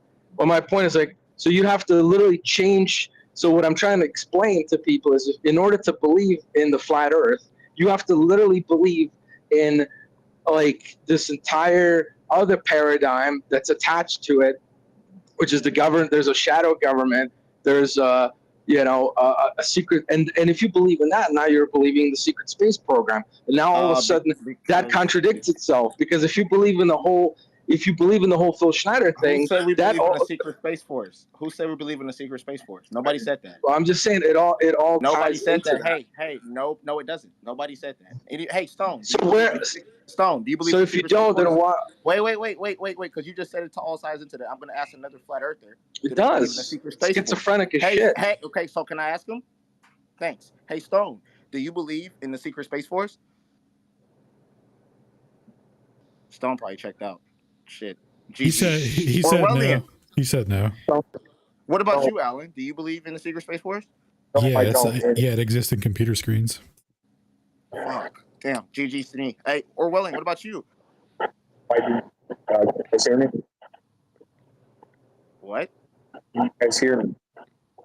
No, it's cutting out pretty bad. And hey, I'm gonna get back to cleaning up. I'm gonna come back on in a bit. But hey, man, I appreciate chatting with you. What I did want to address before I drop the mic is, you said you watch the space launches and they go up into space and you see the camera footage. The main thing I would say is, if you go back and look at that and you ask yourself, why are there so many cuts? Like, why is there not a continuous? What I want you to find is a continuous video of the rocket taking off and the Earth becoming a globe without a cut. You won't find one. They always cut.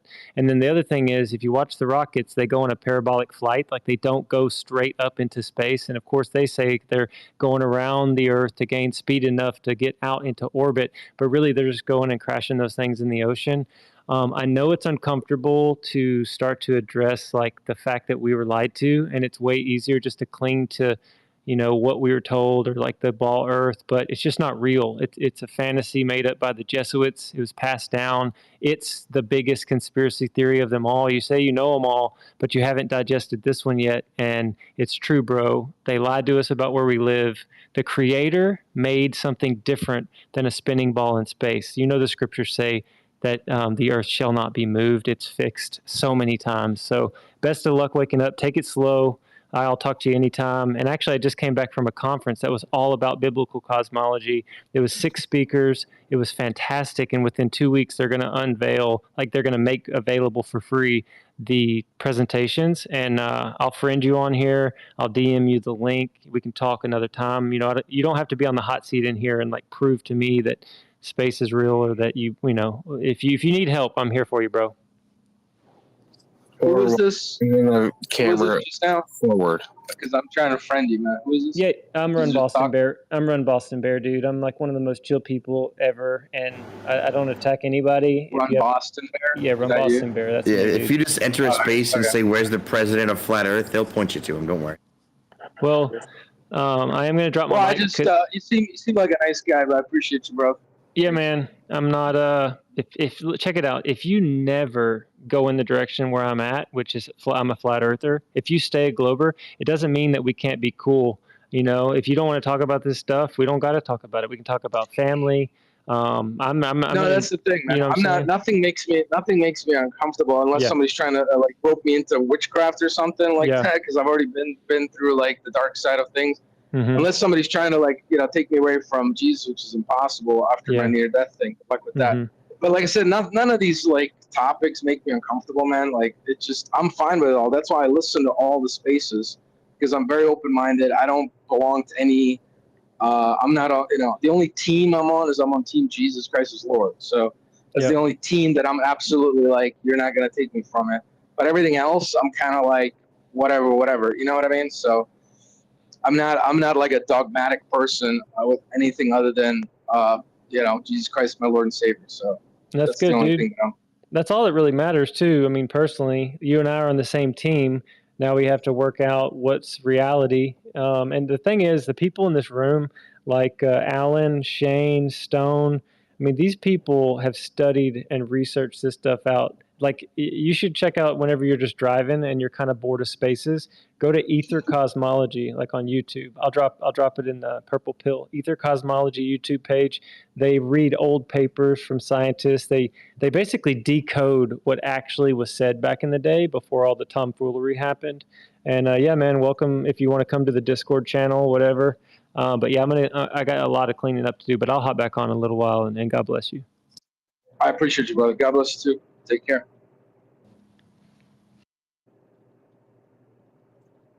Hey, can you guys, is my mic better now?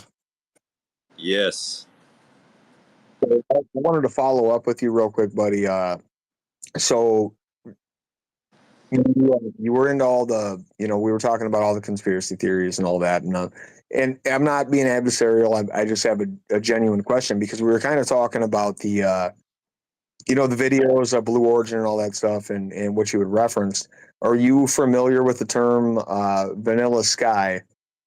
And the follow up to that is, kind of why that coin was termed, with regards to old, basically old buildings that a lot of us believe we didn't build because hammers and chisels didn't do it.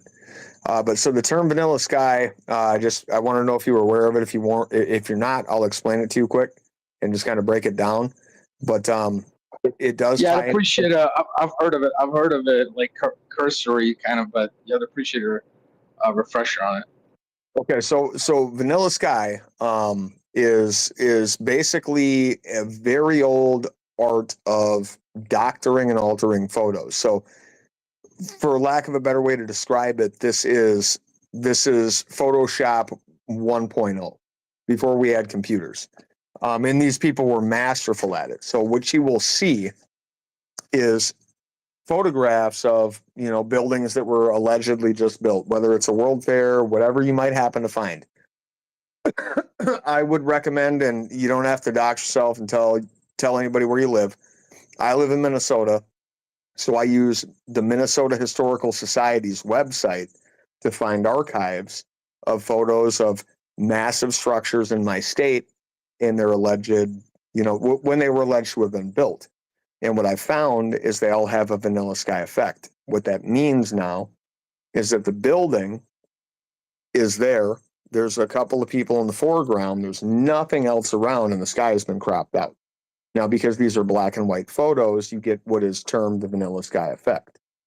So back to your point about the videos, and we talk about CGI and all this shit. And dude, they've been doing this for a really long time. Late 1800s, vanilla sky photos, since we've had cameras.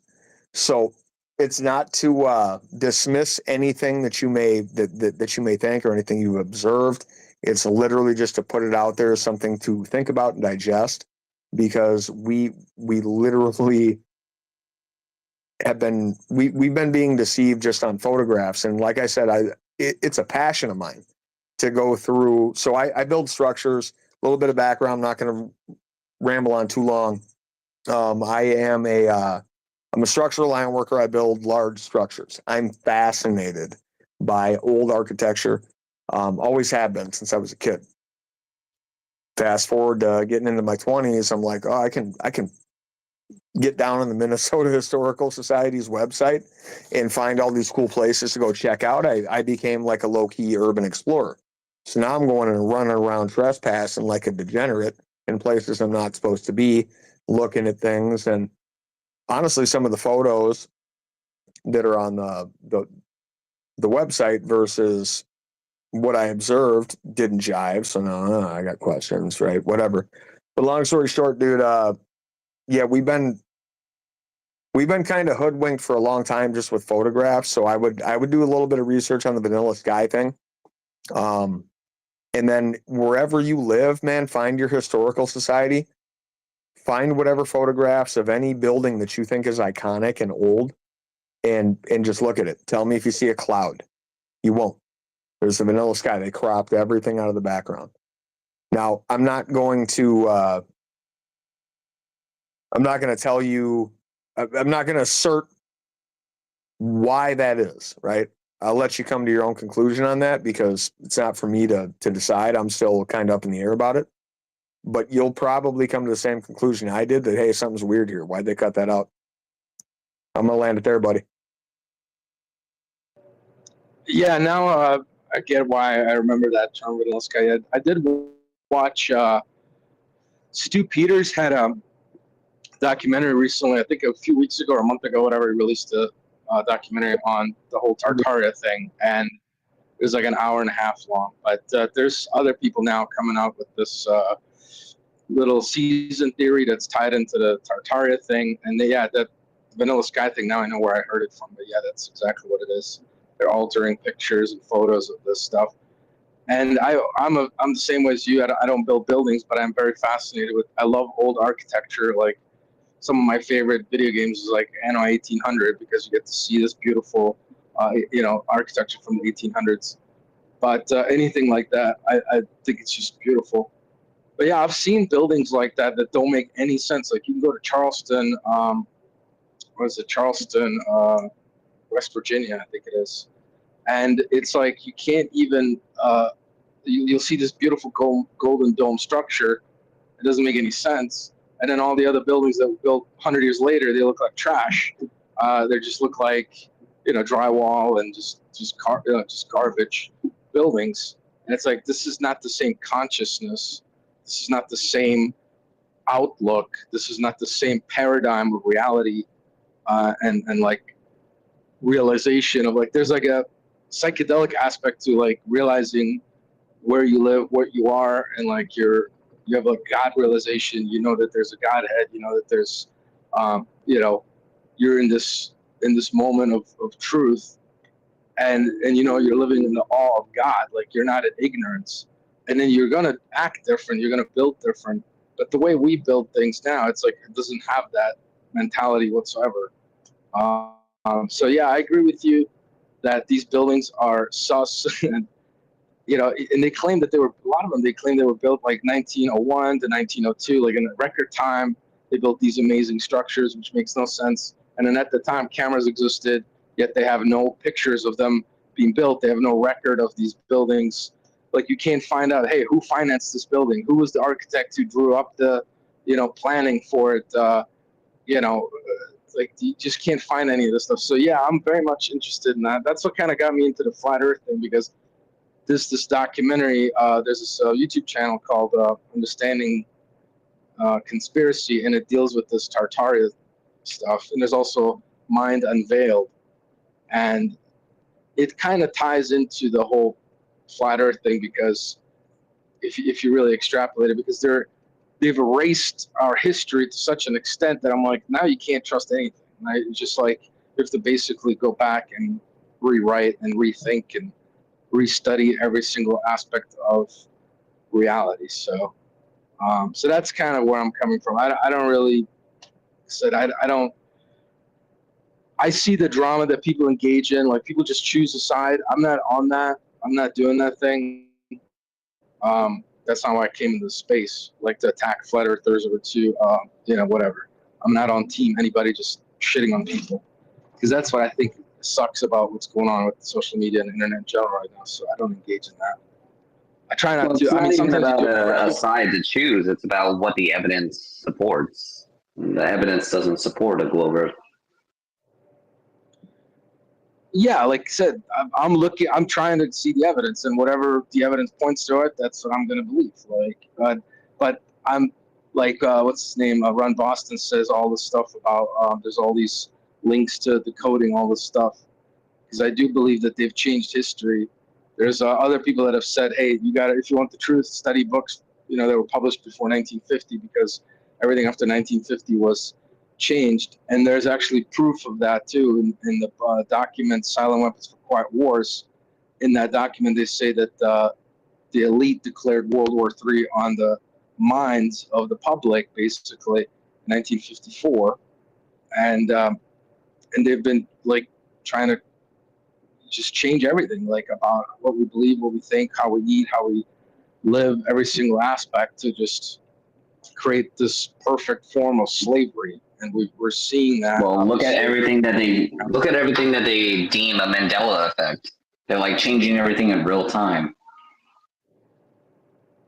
Yeah, now that gets trippy because now that implies like, there's people that believe that they have Project Looking Glass and that they've figured out time travel. There's all this weird stuff about, that gets, now you're getting to like secret space program and like secret projects and Montauk Looking Project. Glass, I believe in. I believe that people can astral project and see things, like a cell phone.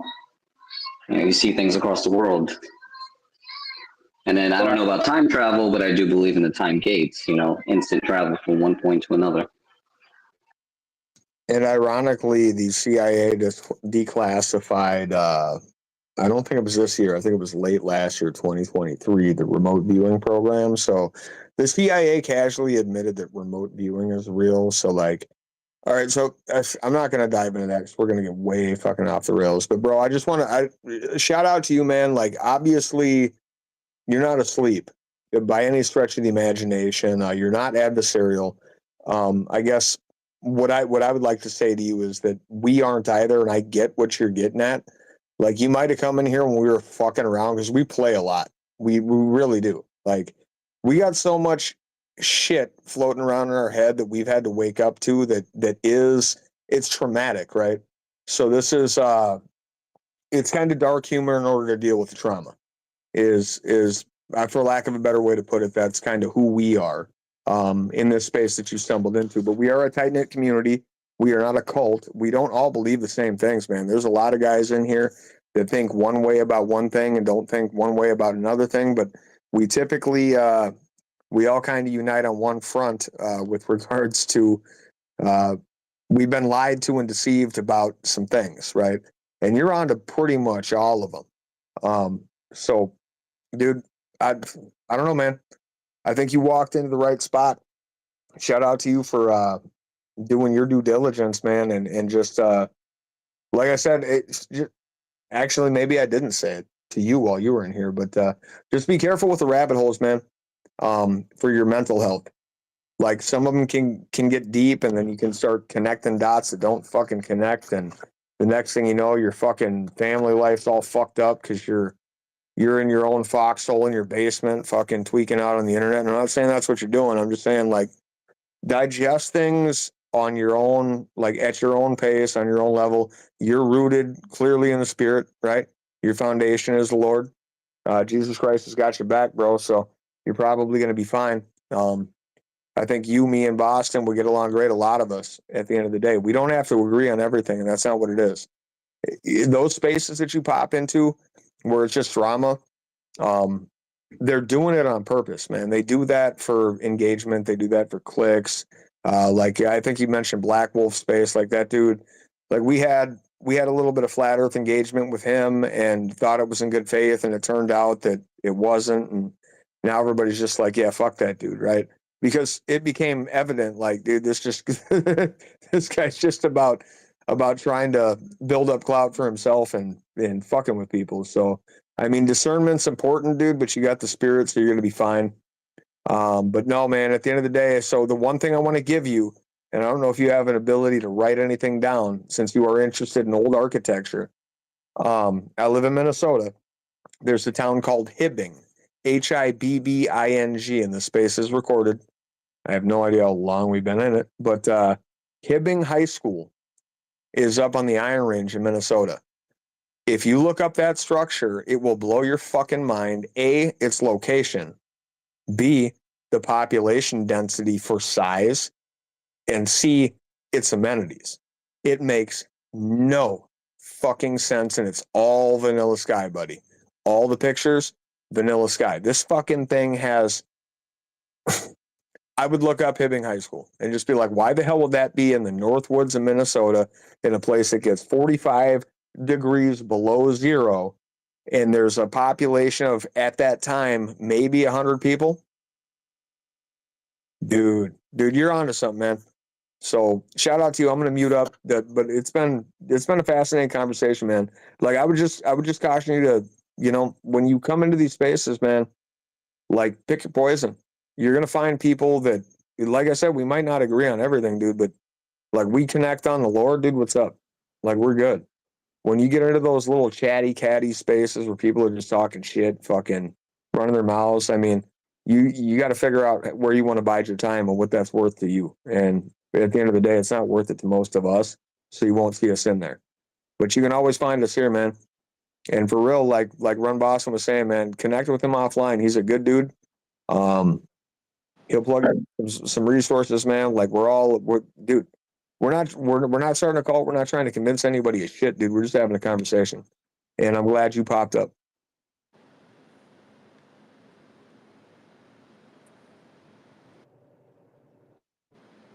Absolutely. That's you, Orwell, right? They were just speaking. Yeah, Orwellian. Orwellian. Okay, yeah. Nice whip, man. By the way, I have a Challenger Scat Pack, so I appreciate the Hemis too. Got good taste in vehicles. I appreciate it, bro. I refer to her as Lucy, and she's the Ethermobile. So yeah, I whipped through the. Yeah, man. Yo, Very nice. How much?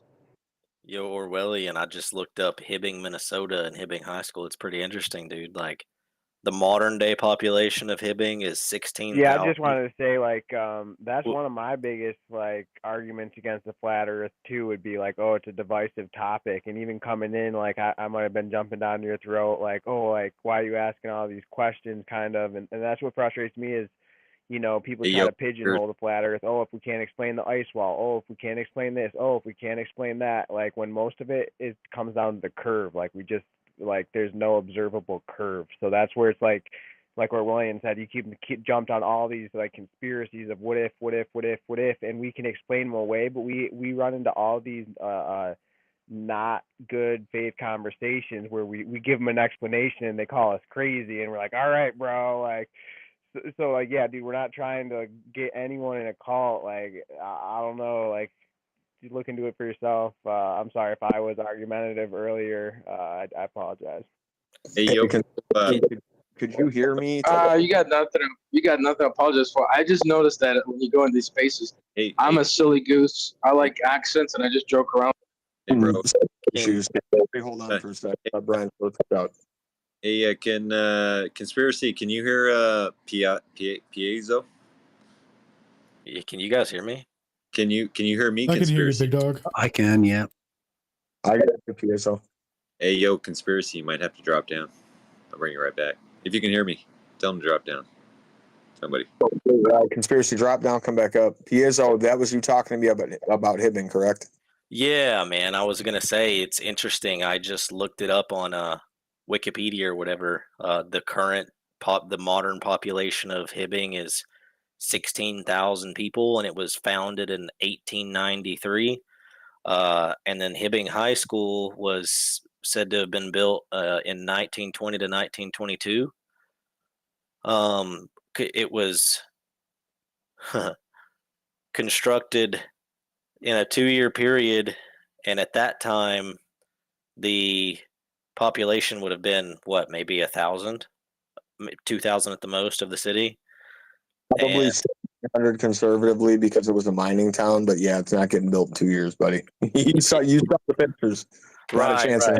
I'm looking at it, and it's the enrollment. Modern day enrollment is less than 1,000 students. It's about 1,000 students. It's crazy, right? So, this is a massive building. It's got an 1,800 seat auditorium. The chandeliers cost $15,000 each with cut glass from Belgium. They're now each insured for $250,000. It's got a 1,900 pipe organ. Yeah, the organ is the coup de grace, right? For me, that, like, the auditorium and the organ for me was the coup de grace. I'm like, you didn't build that for kids to get indoctrinated. So, carry on. Yeah, so there's like a 1,000 person town with this high school that's like a giant castle, and $250,000 chandeliers and a 1,900 pipe organ for a school that would have had maybe 50 kids in it at the time. That's insane. Yeah, top. The population density tops, you would have 50 kids in there. Right. So this allegedly, right, the story. So his story is this giant thing was built in the fucking armpit of Minnesota where nobody lives except for some guys that are mining, in order to facilitate the education and indoctrination of how many people? 50 tops? No. So that's one rabbit hole up here. The other one that if you want to look at it, so right, everybody knows about the Great Wall of China, Tartaria, being the longest consecutive stretch of wall in the world. Ironically, if you look up the second, you'll find that it's St. Cloud, Minnesota, and it's a prison, which is also a fascinating structure. And all of the granite was quarried from their own yard. Huh. St. Cloud, Minnesota prison, huh? Built St. back Cloud State Penitentiary is the easiest way to find it. Interesting. St. Cloud, Minnesota Correctional Facility. That would be it. Oh yeah, opened in 1889. In St. Cloud, Minnesota, which is a city that was supposedly founded in 1856. Current population 69,000. Yeah, this thing is a giant. I mean, it literally looks like a castle. This construction's wild, man. Oh, it is a castle. There's spires. Okay, so for reference, I've been in there. Okay, I was a bad boy for a while, so I've been inside that motherfucker. It's a very, very what's the word I'm looking for here? Words almost fail to describe it. It's an imposing structure. But the wall is kind of what I want people to focus on. The structure itself is the story, but that wall is unfucking believably long. And when I got out of there, I rode a wheelie at 100 miles an hour past it, flipping the fucking plates off on my crotch rocket. So there's that. But yeah, it's and this is alleged, right? So I didn't pull out a tape measure, but it's apparently the second longest consecutive wall in the world. Wow, it's next to the Great Wall of China. Correct, the Great Wall of Tartaria. Yeah, it's the Great Wall of China, as they call it. If you actually go look into it, it's super interesting because the claim from history is that China built it due to a war between their empire and the empire of the Mongols, and that helped them to win the war or whatever. But when you look at it, the wall on one side just has, like, if you're on top of the wall walking on it, on one side of you've got like a built-up wall behind, and on the other side you have a built-up wall in front, but the wall in front has slots. They're called ramparts. Like, in the national anthem or the ramparts we watched, ramparts were slots built into a wall so that people could fire, bow and arrows, or in modern days, guns or cannons through. And the thing about it is, you got China to the south and Mongolia to the north. And so you'd say if China built it, you put the ramparts on the side facing towards your enemies so you can shoot your enemies. So you would say, okay, of course the ramparts are going to be on the north side, right? You'd be wrong. The ramparts are facing south towards China. 100%. Never taught that in school. You were never indoctrinated to understand that, right? Yeah, they're definitely facing the wrong way. China was walled in, if it was China, at the time that it was built or found or whatever we want to call it. But yeah, that's that rabbit hole, man. So Hibbing High School, obviously you connected those dots quick. Looked at it, population density, time, weird, doesn't add up. Makes no sense. That prison is an imposing, impressive structure. That wall, ridiculous. Quarried out of its own hole, right? Allegedly. Like, it's none of that stuff actually adds up. But when you raise these questions, people that are comfortable in their indoctrination, for lack of a better way to put it, will challenge you vehemently. I wonder if there's any like photos in the historical record of Hibbing High School being constructed. You said Vanilla Sky, like that. Yes, there are none that I've been able to find. If you can find something, definitely let me know. But the only thing that I've been able to see is literally a clear field, right? The building, couple of guys standing in front of it. I think I found about 7 or 8 photos, all vanilla skied out, with a couple of dudes, a few horses, but nothing around it. Nothing. I mean, like it was just dropped out of the sky there. But hey, we're gonna start a town here. So again, it begs the question: like when these big structures were, and this is my theory, okay? So I'm not putting this on anybody else. When these large structures were quote unquote found by people, where are you gonna start your quote unquote civilization or your community? Somewhere where there's already an infrastructure set up, clearly, right?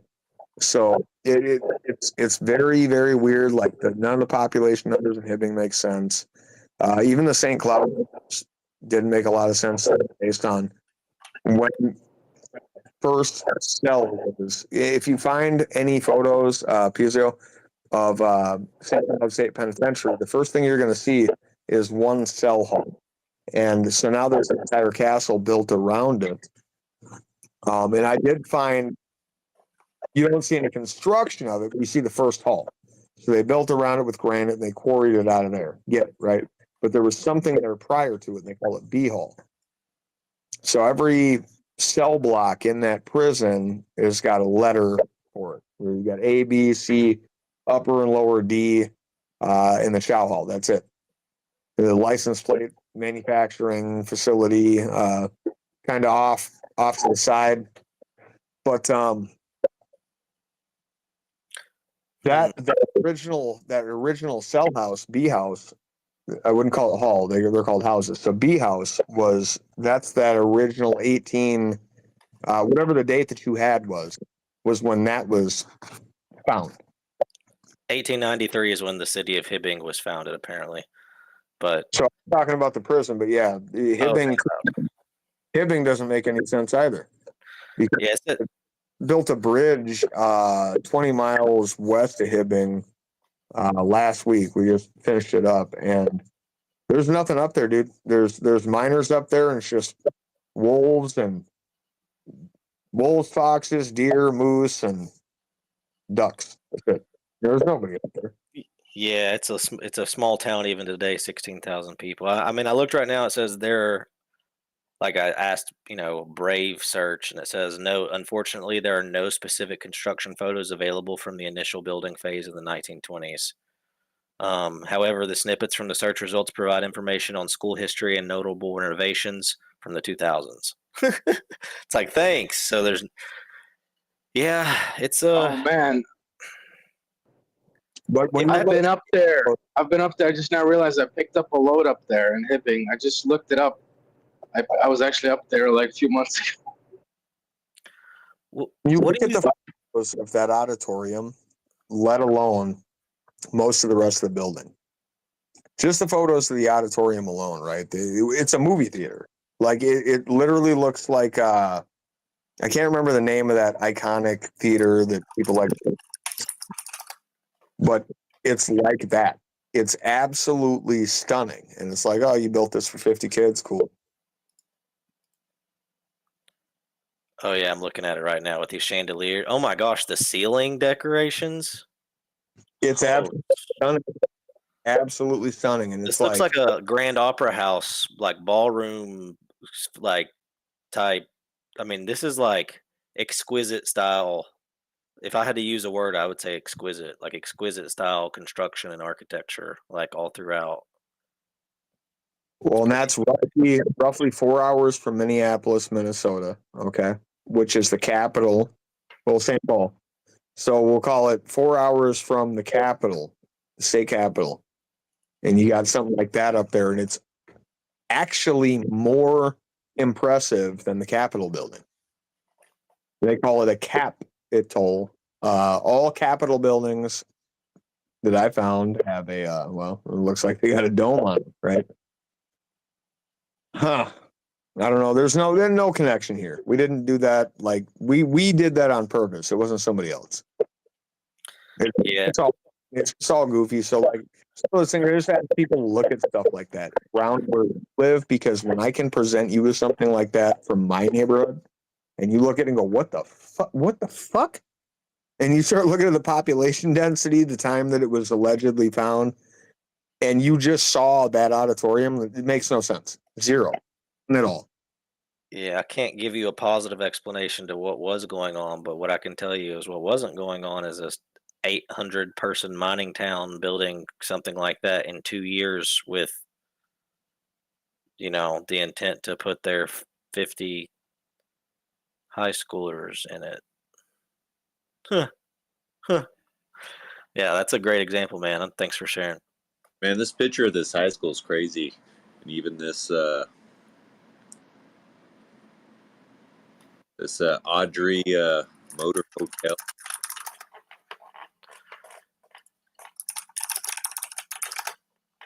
Well, I'm telling you, man, like, I got really fascinated about this stuff years and years and years ago when I was just a dumbass. I was still a dumbass liberal atheist that didn't believe in shit. And I started spelunking around, getting in caves, looking at old shit, and I got fascinated with old architecture. And dude, that hit school, I saw that thing, and I was like, "There's no fucking way." It's the Iron Range. There's no way. This was built when, and that lit a fire under, just with regards to paying attention to structures.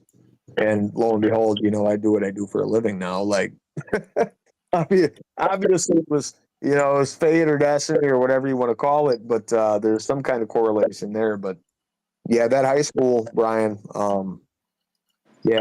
50 kids. They built that for 50 kids. Get fucked.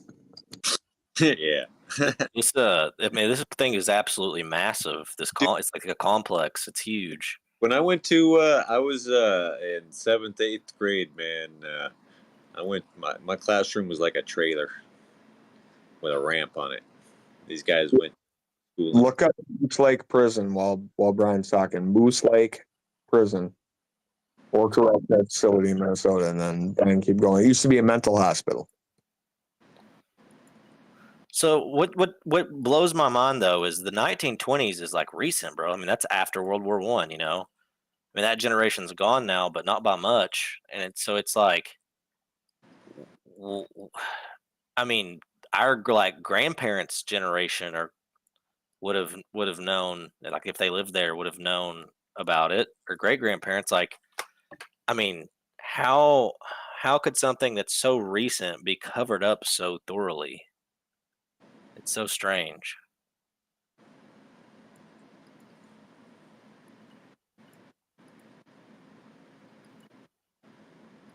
Man.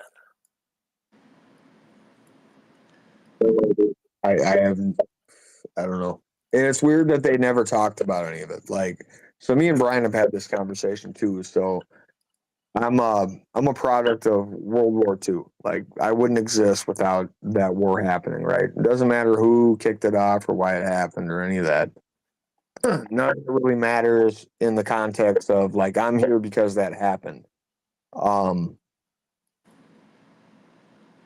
Great victory, right? We go back to the astronauts, right? First moon landing, they come back. They look like they all got kicked in the nuts. They're depressed. They look fucking like they just got deceived because they were, right. And now you gotta play that role, right? So it didn't really dawn on me until I was in probably my 30s. I'm 42 now. So about 12 years ago, I started thinking about this, and I'm like, dude, my grandpa, like, people don't want to talk about war, and I understand that. But, like, my grandma was allegedly saved. She was taken from Poland by my grandfather, and she was from Czechoslovakia before it became a republic. She fled from there because she had the wrong colored eyes. This is all alleged, right? So nobody ever talked about it. There was no, we get all those iconic photos, of the D-Day celebrations or whatever you want to call it. or the celebrations, the astronauts would be like, fuck yeah, dude, we did this. And this is how we did it. And they talk about it for the rest of their lives.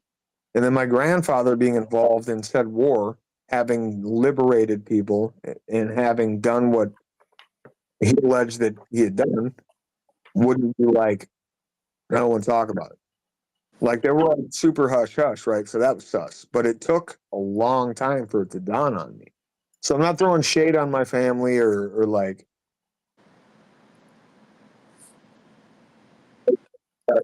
what I know of how I came to be and having this conversation with you guys. But dude, that always struck me as odd. And that was kind of the catalyst for me to just start fucking questioning a lot of shit. Like I didn't graduate high school. I was done, dude. Fucking freshman year, I was like, I'm done with you guys pounding shit into my head. I'll go get a GED so I can get a job. You guys can keep all that shit you're trying to pack into my brain. It took me fucking years to unlearn everything you guys fucked me with. But it's just, it's weird. It's ironic. Looking back on it now and wondering like, okay, the achievements are celebrated. I don't care. So I race bikes professionally, like BMX bikes, pedals, like a fucking kid, but I'm a grown ass man. I have accomplished a lot of stuff on that bicycle. Started racing when I was 6. I'm 42 for reference. Like I'm still geeked about my achievements, dude. Like I talk about that shit. Those are war stories that are talked about like war stories, but there's no war stories from back then. So like brings me back to Hibbing. Like why aren't people? Why are there no historical records or I don't know, newspaper clippings of the people of Hibbing being super stoked about erecting that amazing structure in 2 years? There's none of that shit. I don't think you can erect that in 2 years today with modern construction crews, dude. I mean, maybe if you had a ton of people working on it, like a ridiculous, like, you know, like a New York World Trade Center skyscraper crew working on it, maybe. But even then, that's like a feat, you know, that's... There's not a chance in hell. That the substructure on that alone would take probably 8-9 months. And then you have all the detailing. No, there's no way. Yeah, no, I'm not counting the interior. I'm just saying like the bricks on the outside. 3-4 years with a crew of probably 400 people and modern technology. 3-4 years. They built it in 2. No. Not to mention all the crazy, like exquisite detailing on the inside, like the, you know, Grand Opera Ballroom, like Renaissance, you know, uppity millionaire style, you know, type stuff in there, opera house looking stuff. It's wild. Yeah, isn't it a beautiful structure though? It's like it really is a marvel to look at, but it's like, okay, I'm so enthralled with how beautiful this building is that I'm not going to think about how long it took you guys to build it. Like, no. Anyways, I joined kind of late, not to like redirect it or anything, but anybody been talking about you know, like science or physics here before I got in here? Oh yeah, we had some of that going on. A little bit here and there.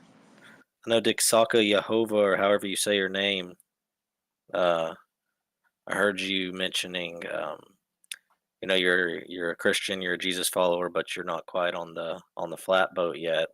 I hope you saw that post that I put in the purple pill in the jumbotron for you about the firmament. I don't know if you ever looked into it thoroughly from a biblical standpoint, but you know, most people who hold a flat Earth view believe in a firmament of some kind. Whether but the firmament means either expanse, because like even Derek Prince said that like he wanted to change the firmament to expanse. You know, so it's like it's just like I said, I'm neither. You know, I don't have a belief either way. I'm not against believing it's flat. It's not gonna offend me. Like if I find out, hey, I was wrong. You know, I found out I was wrong for 39 years.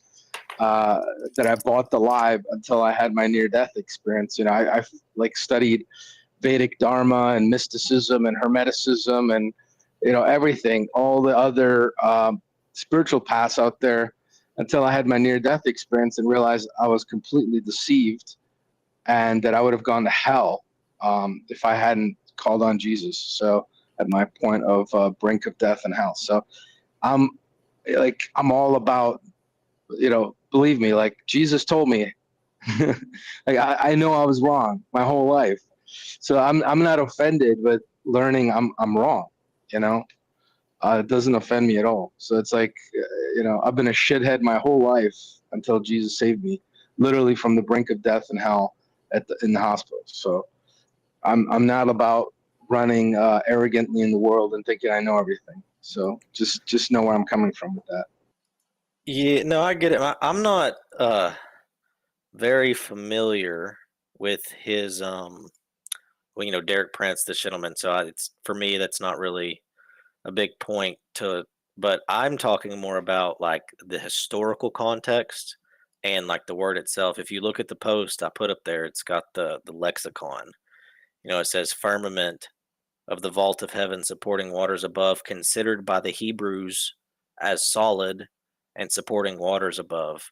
I mean, you can even, if you just type firmament right now on Google, just type the word firmament, you'll get, the dome popping up on there like immediately. It's the first thing that pops up. Like the Hebrew people, this is what they believed in. Like Moses, wrote Genesis, and this is what his people believed and thought, and when they heard the word firmament and read it on that page, that's what popped into their head. Right. The biggest proof of the firmament thing that makes you think about it is the fact that it's, what's his name? Werner von Braun on his tombstone. He has that quote of the Bible. It says, what is, I forget the exact quote, but he's quoting the Bible about the glory of God. It's out of Psalms. Yeah, is that what it is? Psalms. It's getting late for me, man. I gotta. I just pulled over. I'm gonna have to take a nap because I got to drive another 730 miles tomorrow. So I'm trying to get home back to Michigan. But yeah, man, I appreciate everybody. I'm gonna be looking into all the stuff, and Run Boston sent me a bunch of stuff, so I'm gonna be looking into all this stuff. Yeah, maybe Eddie Bravo wasn't the crazy one, huh? Yeah, I encourage you, man, because people, one of the most common things that like kind of like the knee-jerk responses a lot of people, especially Christians, will have to it is like, I don't think it's flat, but even if it was, why would it matter? Like, it's not going to change my life or the way I think. I trust God, right? But they're not like thinking from the perspective of someone that's not them, because if you were, not a Christian or not a believer in God, in a God at all, like if you're an atheist or someone like that, for example, well, I mean, if you realize that the earth is stationary, it's in the center of all the created universe, and especially if you realize that it's, flat and there's a dome over us, any combination of those things, immediately your atheism is deleted. It's gone. Like it has no hope of existing in your mind if you have a coherent, brain in your head. And so yeah, that's a fair point. I mean, yeah, it's true. And also it does tie in. I don't believe it. I used to believe in evolution. I was a, guy, pretty smart, and I believed all this, evolution stuff, and I studied all these things. And I mean, back in the old country, and I went to a more advanced school in Germany. It's like, it's a lot harder than here, but it's just, I believe the whole shebang, about evolution, but I don't believe that anymore. I mean, they have proof of adaptation. They don't have proof of one kind becoming another kind. There's no paleontological record of like one kind becoming another kind. I don't believe it, but you're right. The whole map of like the whole paradigm of the globe, Earth, and the space and the stars and all these different things, and it does feed into the whole evolution thing. But it's just it ends up flat, because even when you have a guy like Richard Dawkins, who's literally, tweeted publicly that he thinks, well, we can't rule out aliens seeding the Earth. It's like, okay, now you're going into the, it's like ontological arguments. Like, okay, who made the aliens? Who seeded their planet to seed their planet to see? It's just, it's like now you're going with the whole. Well, who's to say that these planets are above us? And then also like the alien thing is also like a scam, because when you look into like the alien abduction phenomenon, the only way to stop it is to call on the name and title of Jesus Christ. And if these things are aliens, why would they be scared of some, They're actually demons. Right? Yeah. So the whole thing is sus AF. I was, to give you context to the relevance of what I think the relevance is of, the proper cosmology, before I ever even heard of the idea of like flat Earth, right? Or geocentrism, either one. I was into apologetics for many years, for evangelism, I'm an evangelist. And I, would research in detail, all kinds of science to debunk, an ancient Earth, billions of years, Big Bang, all the, evolution, all these different things. And, I felt at the time I was pretty well equipped to conversate with most people about those topics and tell them why it's stupid and why, God made everything. But upon realizing like the true cosmology, like you could spend hours and hours and hours arguing those other points. And even if you present someone with evidence, there's still always another point or something else they're going to bring up. But as far as the cosmology, bro, if it's the one point that if you can simply just demonstrate this one point, there's absolutely no possible way a person who's not a complete psychopath or a sociopath or doesn't have a functional brain can deny God. If you live in a giant terrarium, or if Earth is the center of the observable universe, or the universe itself and everything revolves around it, either way, if we're in the center of creation, there's a God and there's no way around it. So that is, I think, why this is like the one thing that's so large that the the cabal, the powers that be, the devil worshiping elite have built an entire system around to create a fantasy to brainwash people into. It all starts there. If they could hide that one point, then they can build a system of lies and a web of lies upon it to try to, hash everything out after that. Hey, I'm going to poke in here real fast, guys. Lowry here. I love that, what you just said. Having done this stuff for about 10 years, and I know there's people who've been in here for longer than that, like looking at flat Earth and everything else. The biggest thing really that in my opinion, my humble opinion, of like when you finally connect cosmology with what it appears as though is written in the Bible, what appears as though is measurable, the biggest thing and the hardest thing for new people coming in here is going to be very simply, they have a spiritual, basically a crisis. It happened to me. It happened to me in 2016, I think, is when it really finally hit me, is that, holy shit, this place is created. And so like, this is my first time popping in here, guys. So thanks for having me in here.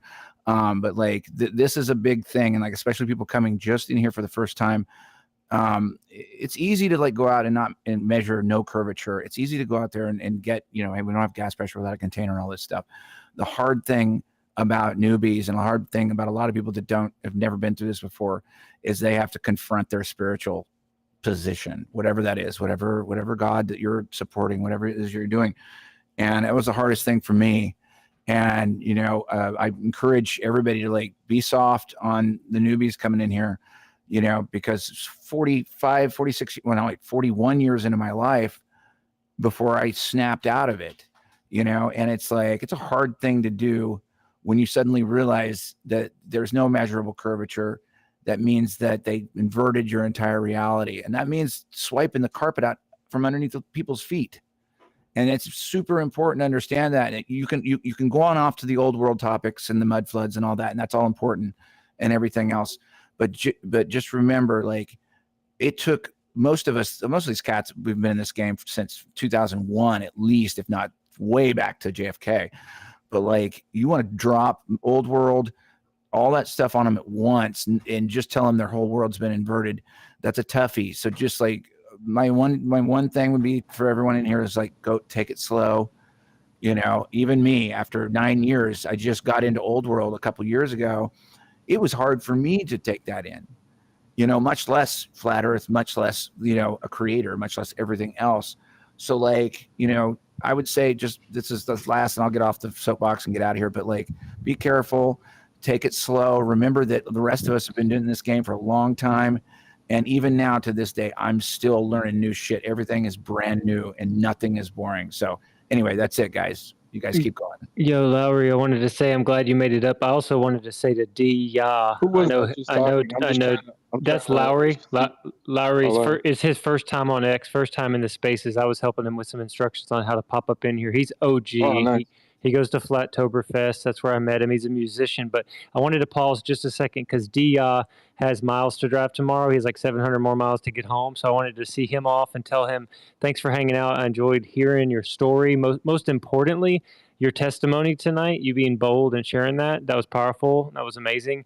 And for you, your question is, how is this important? Like all that you've been through with the Lord and this awakening that you've had, flat earth just kind of does seem like a distraction. But when you really ask that question, what is the truth and does the truth matter? And it's really for those lost people and kids. Like kids are targeted. They're told dinosaurs existed, billions of years, evolution, you're a monkey, you don't matter. Well, the truth of the matter is we live in a very, very special created place, and you do need to look into it more.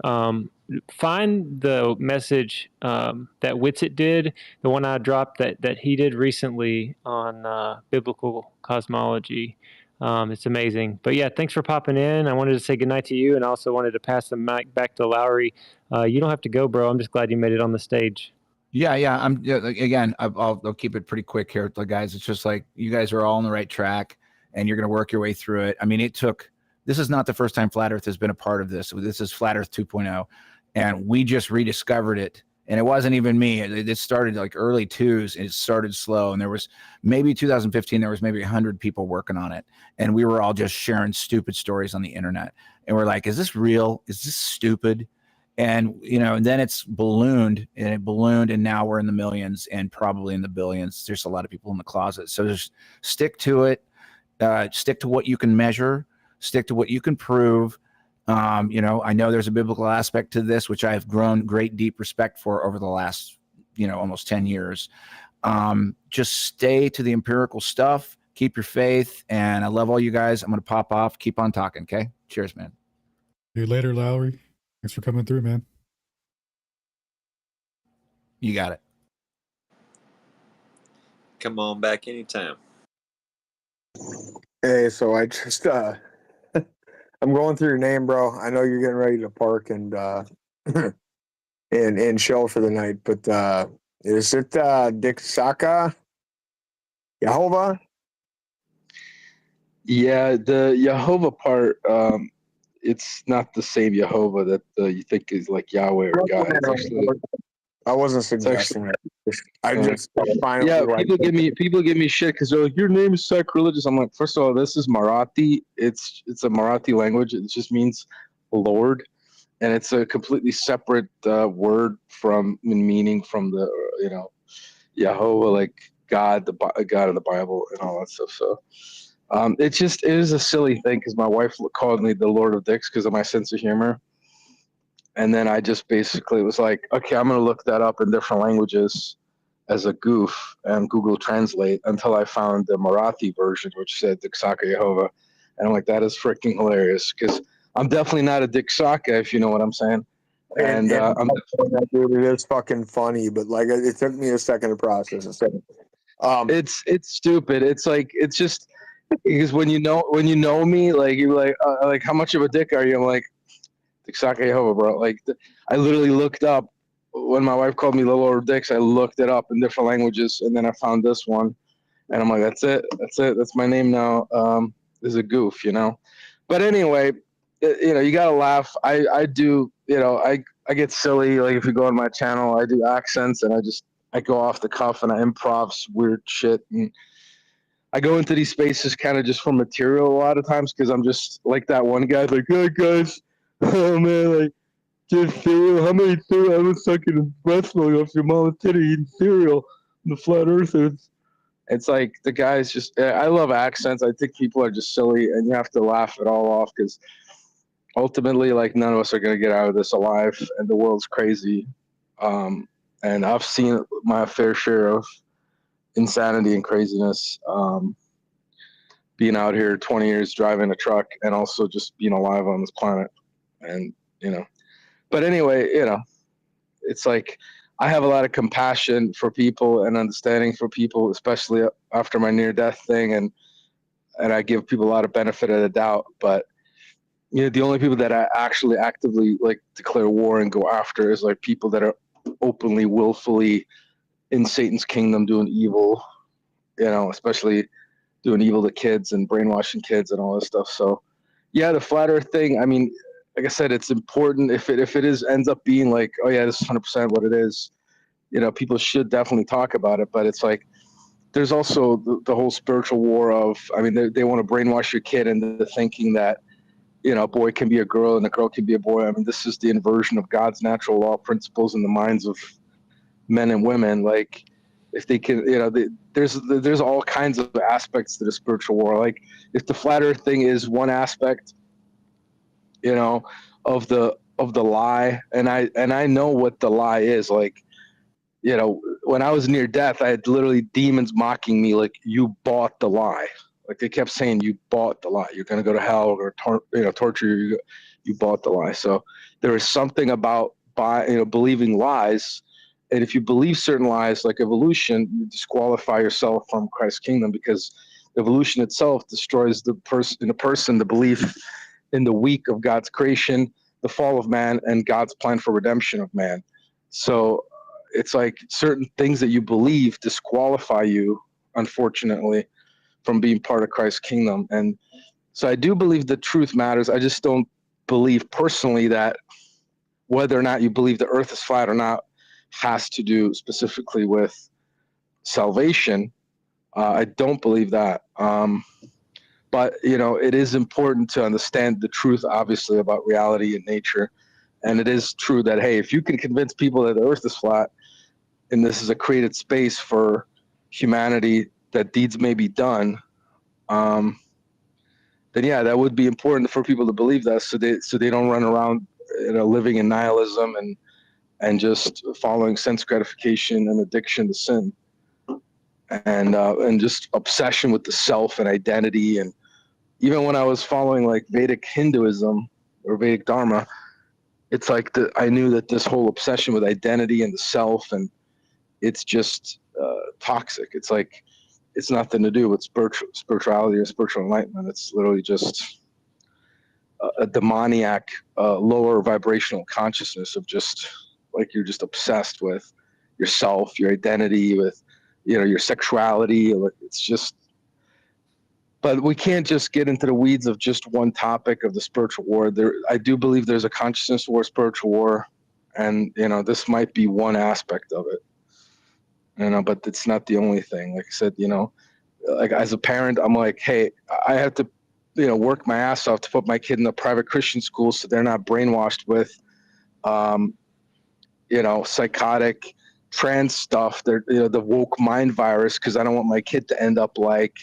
Elon Musk kid and just go through chop off your bits.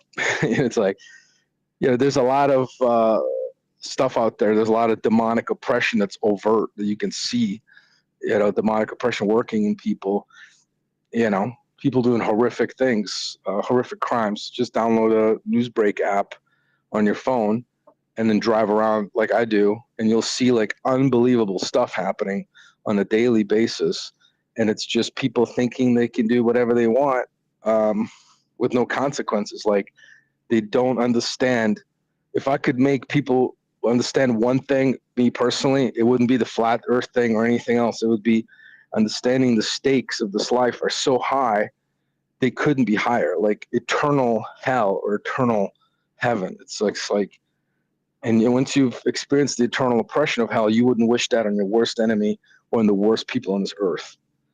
And that's the ultimate like compassion and love and understanding of the human condition. Ultimately, it's like, man, like we're this is a big deal what's happening. Like the stakes can't be higher.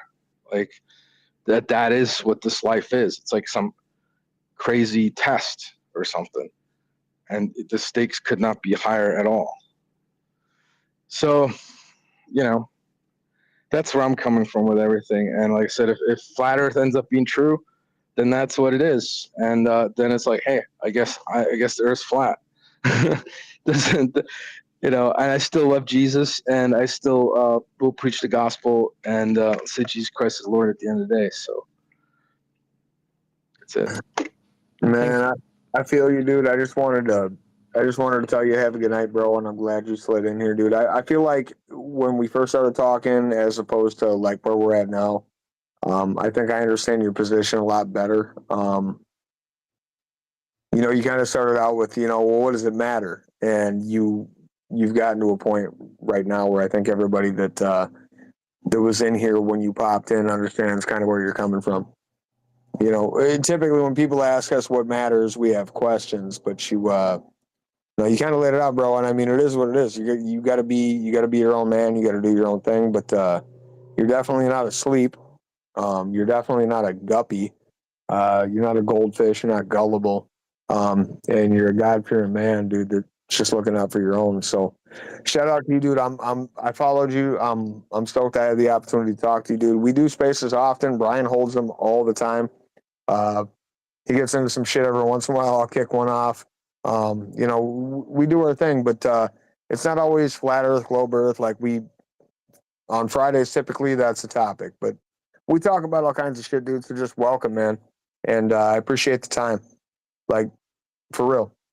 It was cool getting to have this conversation with you, man. And be safe out there on the road, dude.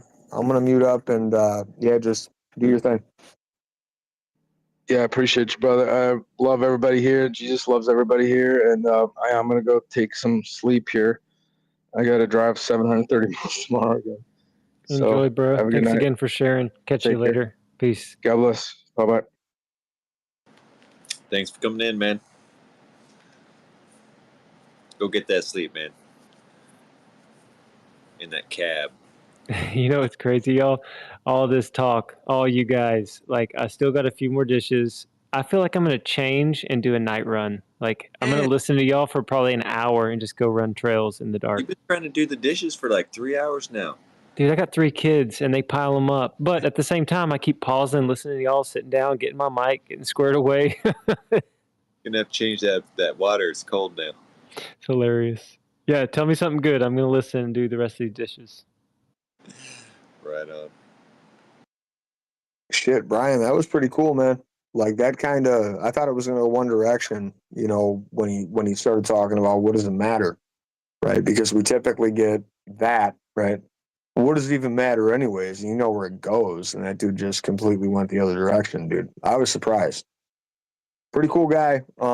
Kind of dope that he pulled up in here, and I think he found a home. He doesn't really I don't think he I don't think he gets it 100% yet, but I think he found a home.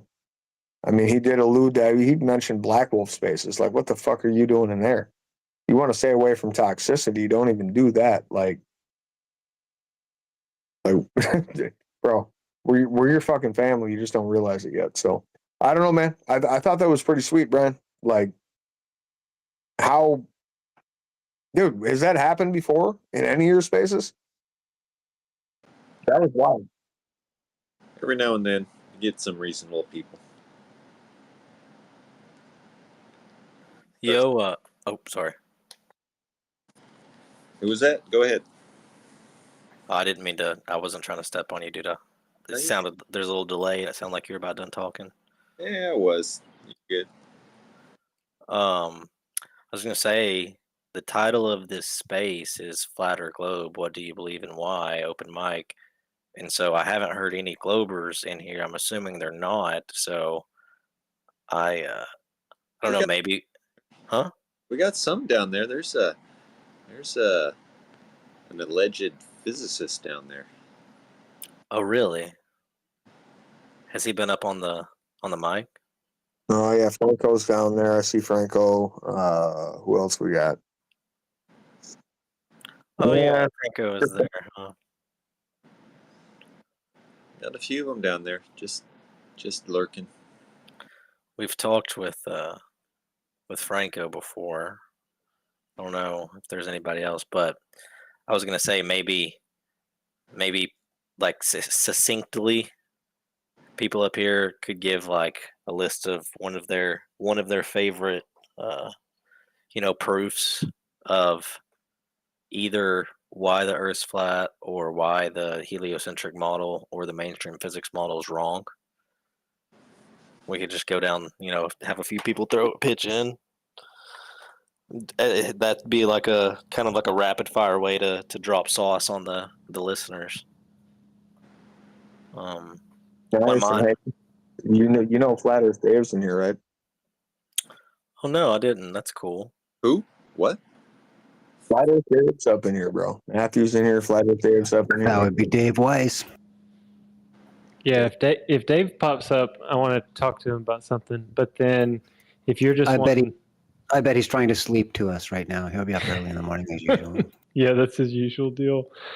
My favorite things, man, is when I befriended the F-15 pilot. He told me 2, and Stone worked on some of it when he told us that he saw K2 from 300 nautical miles away at his horizontal. So he was flying at 30,000 feet.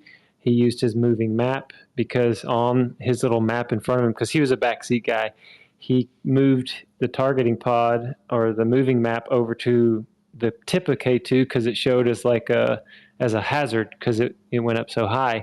And he marked it, and it told him that it was not below, like it wasn't down where it needed to be if it was a globe. And he's like, what's up with that? So basically 300 nautical miles away, 30,000 feet, the tip of the mountain was at the plane's horizontal. It's like, wow, to hear a seasoned veteran pilot in the forces tell that story. And then to rabbit trail right off of that one, he says also one of his major jobs was to denotate basically thunderheads that were popping up on their horizontal because the plane could not fly through these thunderheads that were coming up because of hail and damage, etc. So he always had to mark them so they went around them, and he could set his radar or whatever he used, he could set it to 20, 40, 60, 80 nautical miles all the way out to 120 nautical miles, and they were all at his horizontal. And if it was a globe, those thunderheads that were in the farther out regions wouldn't even be a problem because they'd be down out of the way, but they were in the way. So those are a couple flat Earth proofs. And don't those radars kind of swivel up and down and such? Well, the guy in the front, he sways left and right above the horizontal, and the guy in the back, he sways back and forth below the horizontal, because when you're flying like air-to-air combat, if your enemy is at your horizontal, then y'all are level. If it's above the horizon out there, then they're above you, which is not good.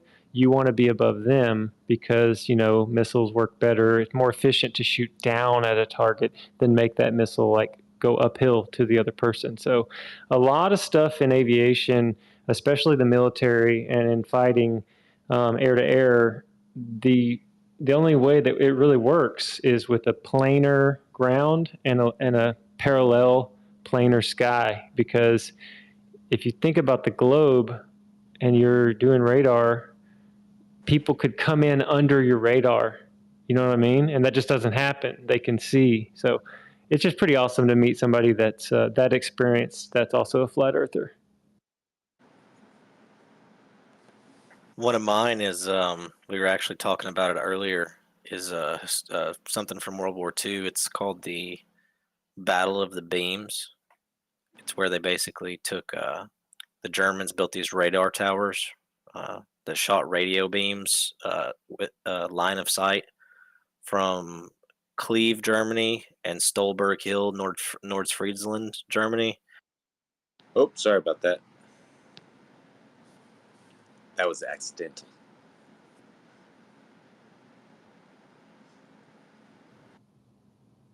You might have to unmute Piezo. Keep going. Elon got you now.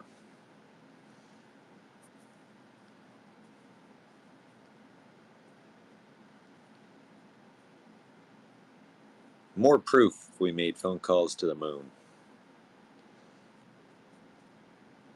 Do we lose you, Piezo? Hello, can you hear me? Yeah, you're back. Oh, sorry, that's weird. I was like talking this whole time. Sorry. Yeah, so you left off on the towers, and you were about to tell us maybe how far these beams, these things shot. Yeah. Okay. That's weird. I don't know why it muted me. Anyways, it was my fault. That was an accident. Oh no, it's okay. It's okay. So, anyways, these planes were doing night raids on bombing the Rolls-Royce factory in Derby, England, and they had to fly from Germany, of course, and they had to fly at night so as to not get shot down. But they, couldn't tell where they were at, so they invented this system where the planes would fly inside of the radar beams, the radio beams, and they would fly inside one of them until they got there, and then the other beam, which was at a different location, would cross the first beam at the proper distance. So once they hit the second beam and they were in both beams, they would know that they're at the right spot to drop the bombs. The only problem with that is they're having to fly inside these beams to know that they're maintaining their bearing.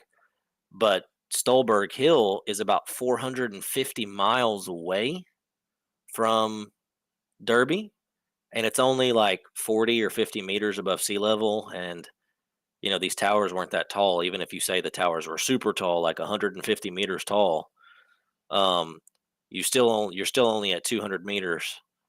And at 200 meters, trying to hit a plane from that far away, 200 meters, 450 miles, you've got like 120,000 feet of drop due to the Earth's curvature.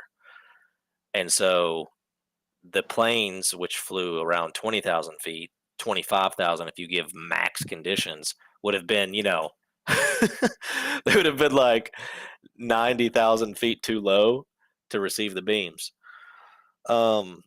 And this is all detailed like on the Wikipedia page. It's a great proof because if you read it, it actually talks about how Winston Churchill was actually involved. Basically, the British intelligence found out that it was purported that the Germans had built these towers in order to track and guide the planes, but Churchill ordered them to send out flights with radar detectors on them to try to find the beams in order to be able to track them back to their source and do something about it, make countermeasures.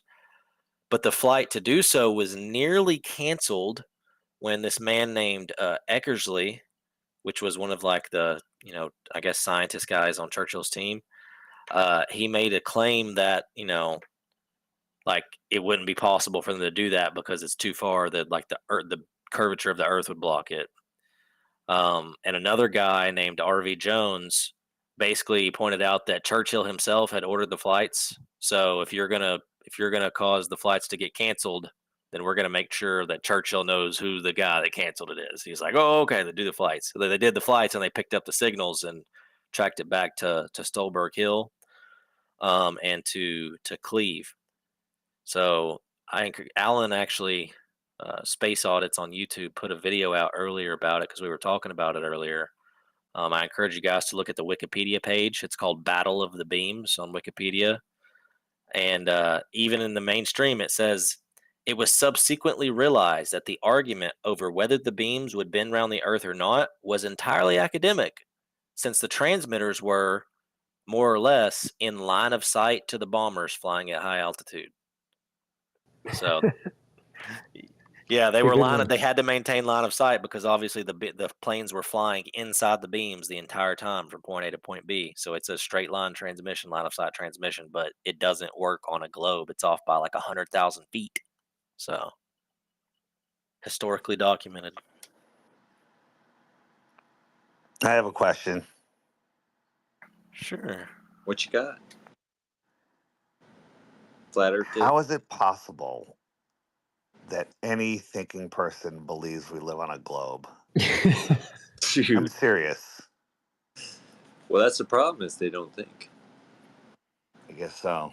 Gotta JT, you Can wanted I? to ask me something before I pass out? Yeah, Wait, man. wait. Can I just simp on Dave for 1 sec, Dave? I've been trying to get on stage with you for like years, dude. Like you were the OG that got me into this like 5-6 years ago. And I just want to say I'm actually at the Fish Festival right now, which you can probably appreciate. You got to But find my kids. You got to find my okay, kids are there. okay, but I just want to tell you to your face, here, like, dude, like I can't even explain. And this was what, 6-7 years ago, dude. And I just, it's a lifetime honor.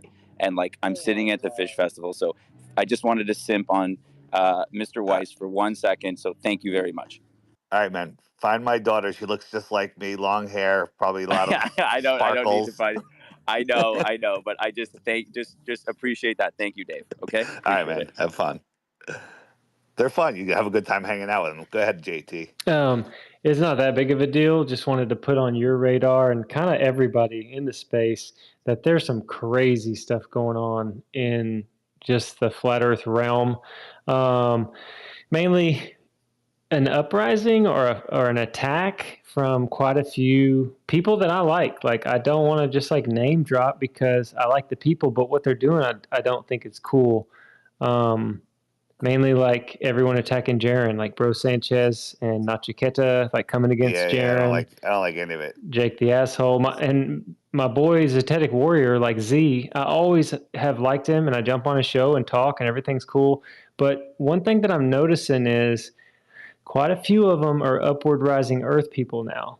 And yeah, I know. It's so crazy. I see a connection with the upward rising Earth people going completely against, like, I guess just OG flat earthers. Because tonight they were saying, we're like coming after you, Karen B and Austin Whitsitt and Dave Weiss and anybody that's like remotely supports Jaren or thinks Jaren's an okay guy. Now we're going to put the microscope on y'all. And so one other thing is weird. They're basically calling out the FE model, or just like the ice wall with the circling sun. They're even saying that is gone and dead. Yeah, it's not. I mean, it's ridiculous because you can look and see. If you look at my app, for example, with the that's a top-down view of the source sun, not the sun that we see, the source sun. It's the sun that we see at noon, right? And so wherever it is, if you know somebody that lives under it, call them and ask them what time it is and where the sun is, and they'll say it's noon and the sun's directly above me. So there is something to the circle map. The question is, what goes on in the sky in Antarctica?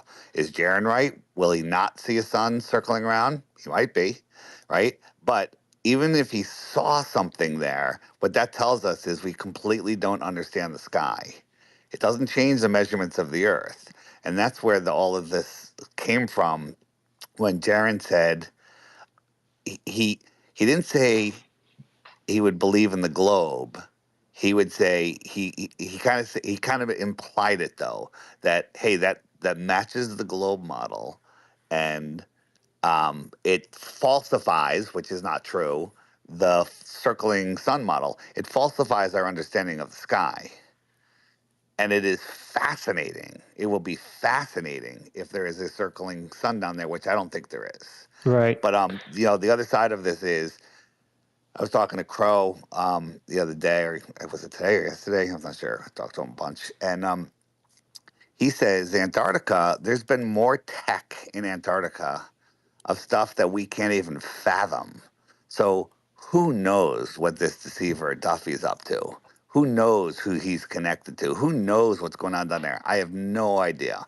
And if they try to fake something, which I'm not sure if that's what they're going to do, I think it'll be exposed, but this entire thing smells horrible. But then again, and also just doubling back to Jake, I did watch a short video he made. So Jaren and I are paid actors. Okay, that's a fact.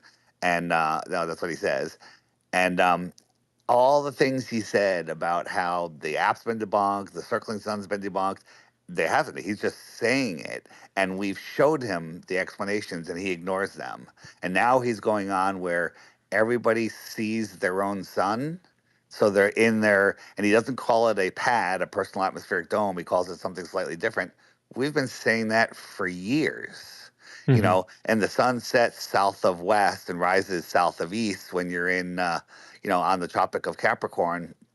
Shane's model shows that perfectly. We've been saying it for years. So he just takes this and does this stupid little thing. It's like I like a couple of people sent it to me. I was like, you know, let me just see what this asshole's up to. And it's the same shit. It's just he's literally stealing not stealing, just using our research and then mixing it, you know, with his claims. You know, he got he lost his mind when Cool Hard Logic made the circling pizza map, you know, lampshade video, and he just lost his mind. He can't think after seeing that. So I'm not worried about it. It sucks that everyone's attacking everybody. It sucks that you know, but I also think that's because there is something going on with the sun, right? I have a question for you guys. Wait, hold on. Remember that. Thanks for reminding me.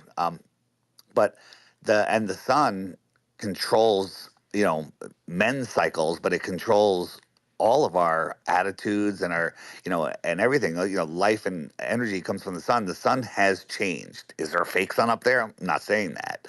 I'm saying that something has changed. Is it all the chemtrails in the sky affecting the sun? More likely than not. But again, I don't know the answer. So, you know, what's going on in the sky, I think, is something that none of us can even possibly understand. But here's something. As a kid, we all had magnifying glasses besides burning ants. Do you remember burning patterns in white paper? In Right? wood. Did you ever burn white paper with a magnifying glass? Oh yeah. Yeah, dude, Yeah. that video is You dog can't shit. burn white Yeah. paper anymore. You have a Right? video of I you can doing burn it? any color paper with a magnifying glass, but white paper will not even tarnish. That's Now, interesting. Did you do that yourself? and or is you what's going off that video from TikTok? yeah. No, I did it. I did it today, and I took out. I have a parabolic mirror that's about 18 inches across, and I literally keep this thing wrapped up in a box in a dark corner because I am afraid of it. Because on a cloudy day in the middle of the winter, it'll set your house on fire if the sun hits it. But so I took that and I pointed it at a whole bunch of things, and everything burst into flames except the white paper. Did not scorch it. Yeah, it's wild.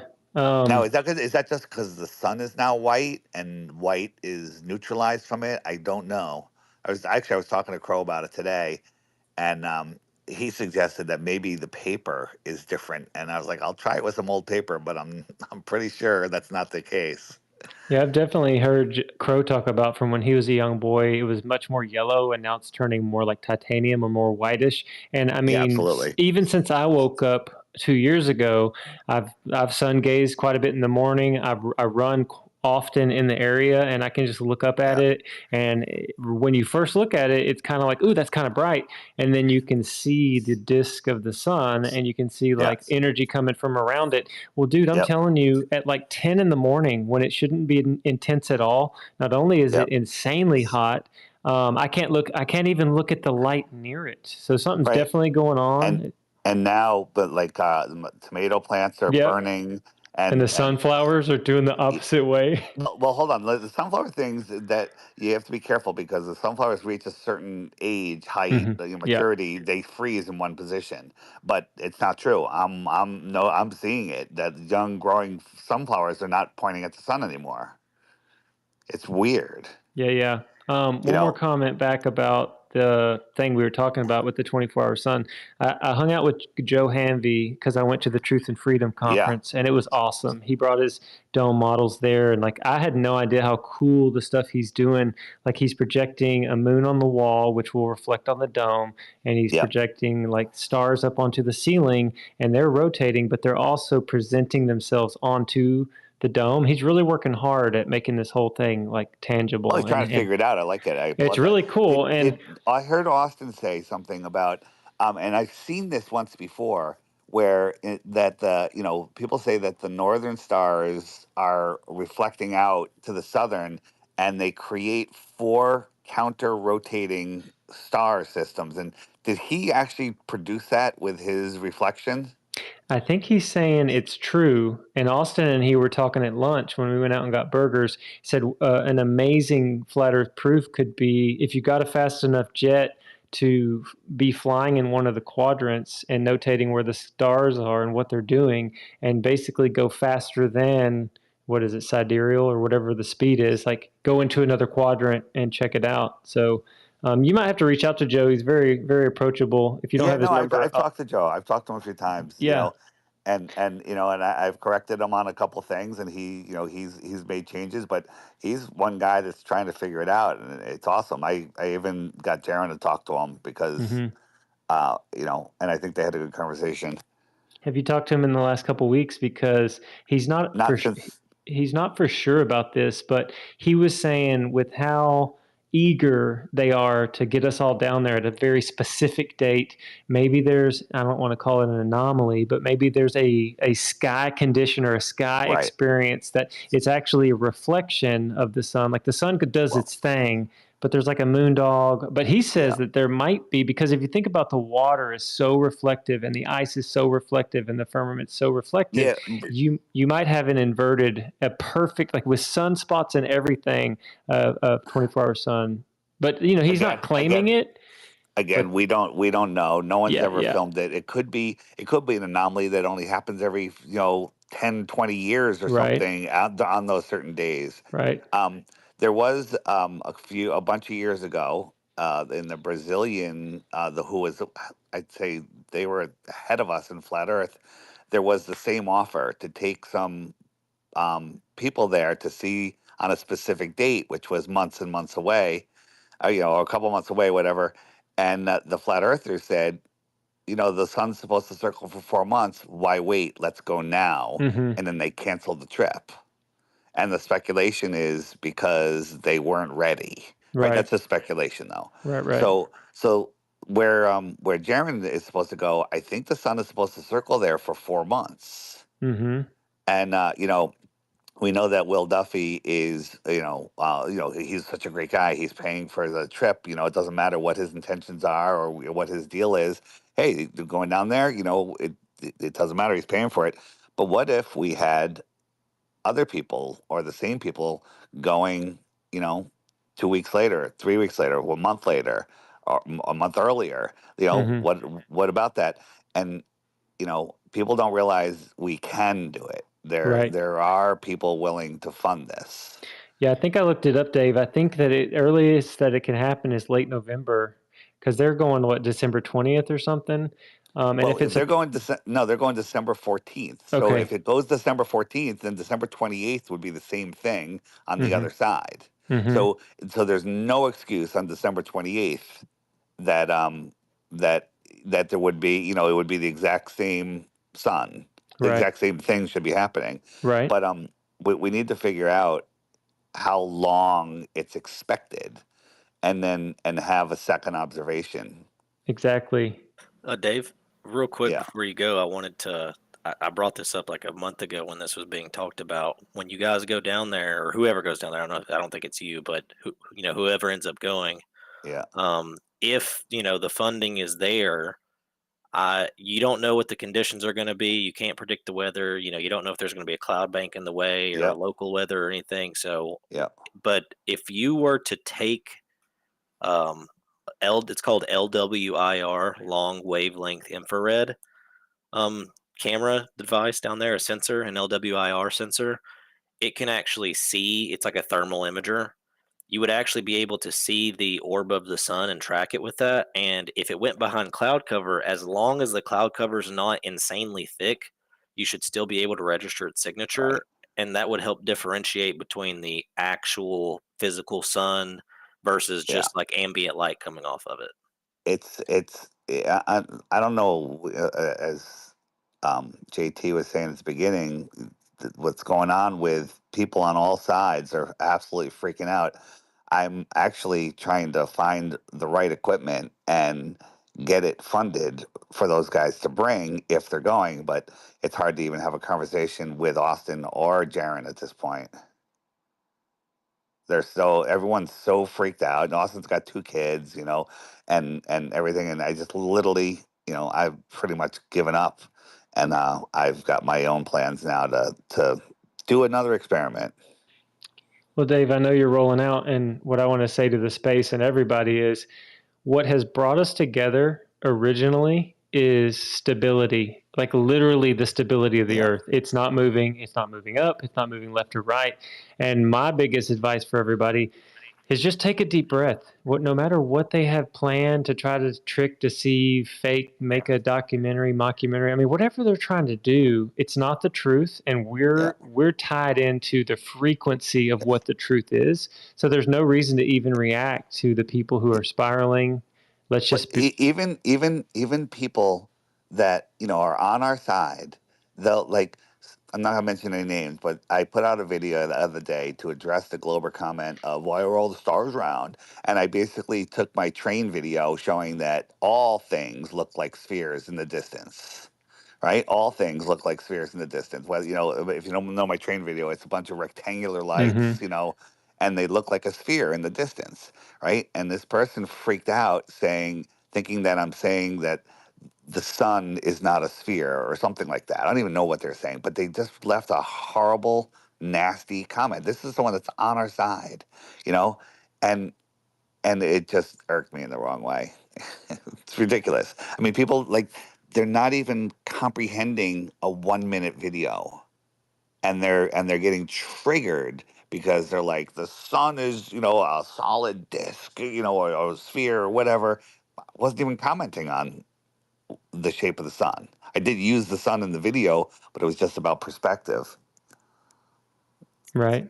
It's wild what's going on with people, and you know, people don't understand. Like, you know, they could be doing all sorts of stuff with frequencies, and the sun is a frequency, and people are losing their minds. It's amazing. I think it's by design. Yeah, well, we just got to hang in there, and you know, like even bigger, and I hate to even say it in this space, but even bigger than the truth of flat Earth is the beauty of us connecting. Like the friends I've made with all of you guys, the conversation, because we don't just talk flat Earth, we talk about everything. What's the truth in all things? Let's keep connecting. Let's not get sidetracked by the, you know, insanity, and let's keep pushing forward. And JT, you'll be happy about this. In Texas, I'm not going to say who or when or anything, but early next year, there's going to be the biggest, baddest conference you've ever heard of. I'm there. It's going to, and everybody around the world that is big is already involved. It's crazy. I need the early VIP access it's tickets. It's going to be crazy. It's going to be crazy. There's going to be thousands of people there. Thousands. Well, thanks for popping up and sharing your love, man, and everything that you're doing, your app, the hard work you're putting into it. I don't care what anybody says. I know you, and I'm grateful for what you're doing in this. I do want to call out JT on something. JT always says he's leaving, but he never leaves. I'm not even done. You too, Dave. Yeah, right. I've heard you pulling some 18-hour spaces, bro. Yeah, I have. You're right. Dishes for like 3 hours now. Yeah. All right, man. Some say he's still doing dishes to this day. Yeah. What else? Anything else? There's like some other news I'm trying to remember, but I can't remember now.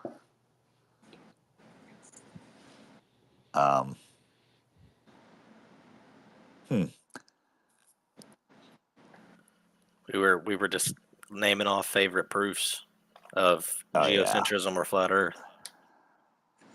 I am. Maybe I shouldn't announce it.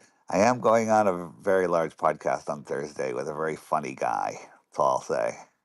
The funny guy, huh? Jim Brewer, by chance. A funny guy. Stone, you're too smart. You think Jim Brewer? He's the lead funny guy, man. I would definitely be on his show if I had a chance.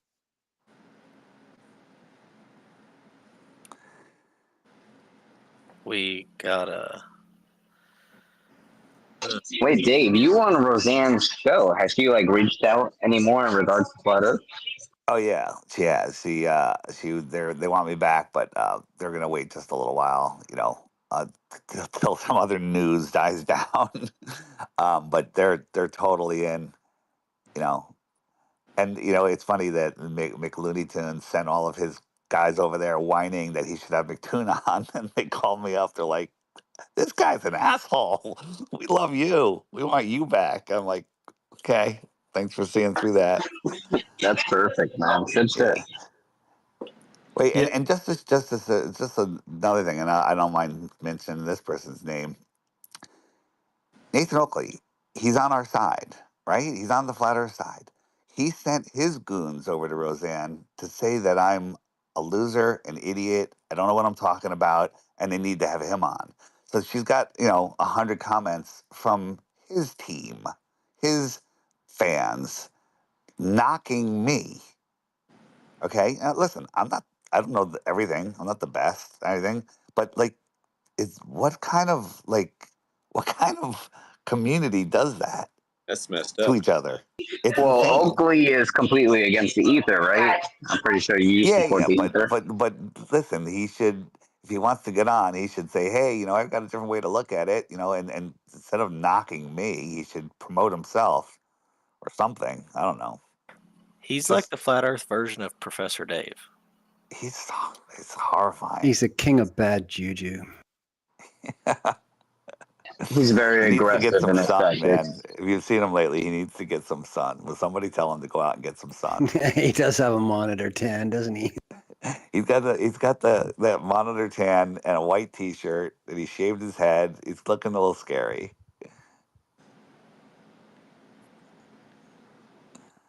But besides that, he used to be a nice guy.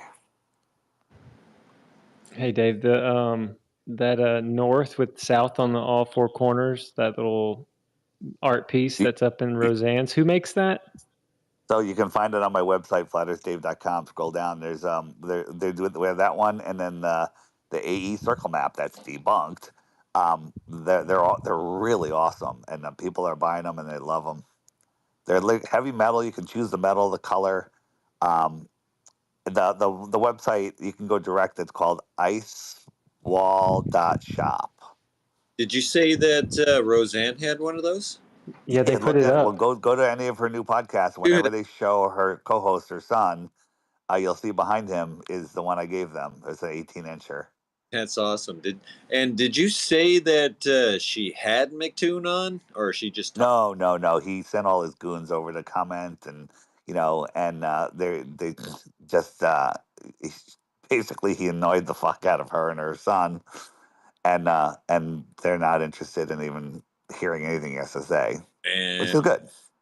Yeah, but McTroon did that with Whitsitt and Harrison, didn't he? Oh yeah, he called over to InfoWars, going, "Don't have him on." That's why I'm hesitant to announce what shows I'm going on before I go on. Although I'm not too worried about him. That's crazy. It's it's like the only thing Globers have is fallacies and nonsense and lies and misunderstandings. How many times have you heard McLooney Tunes say, no flat earther can explain the sunset"? Wait a minute. We perfectly explain the sunset. We totally explain it. I've shown them. I have We can videos. demonstrate it. Yeah, you can demonstrate it, right? And he says no flat earther will ever do that. So it's kind of funny. It gets kind of funny. Man, I think it's And funny. then and Will Duffy's like, Dave Weiss was offered every show. Dave Weiss was offered and he turned it down. Offered a free trip to Antarctica, and he had these two mainstream news guys on the other day. I happened to watch that one, uh, and they're like, "Oh, that's very telling." That's his thing. Like the fact that I didn't go, that's very telling. Yeah, it's telling on that I have discernment that I don't want anything to do with that guy from the first email he sent me. Good faith is not what a lot of them have. I will say that in that side of things. Yeah. I dropped the icewall.shop link, and yeah, there's a bunch of colors and a bunch of sizes. Thanks for. And they're heavy duty. They're awesome. They're steel. They're great. They look so cool. I've got 4 of them in my house. 1, 2, 3, 4. Yeah. I got one 36-incher. It's amazing. That's so cool. All right. Well, I'm going to do dishes and then go on a run. So I am going to drop down. See? I'll take the under on that. You're going to sleep before me. I'm all hyped up. Tonight's been fun. Yeah. I'm going to go to sleep to the sound of your voice, JT. Night, Dave.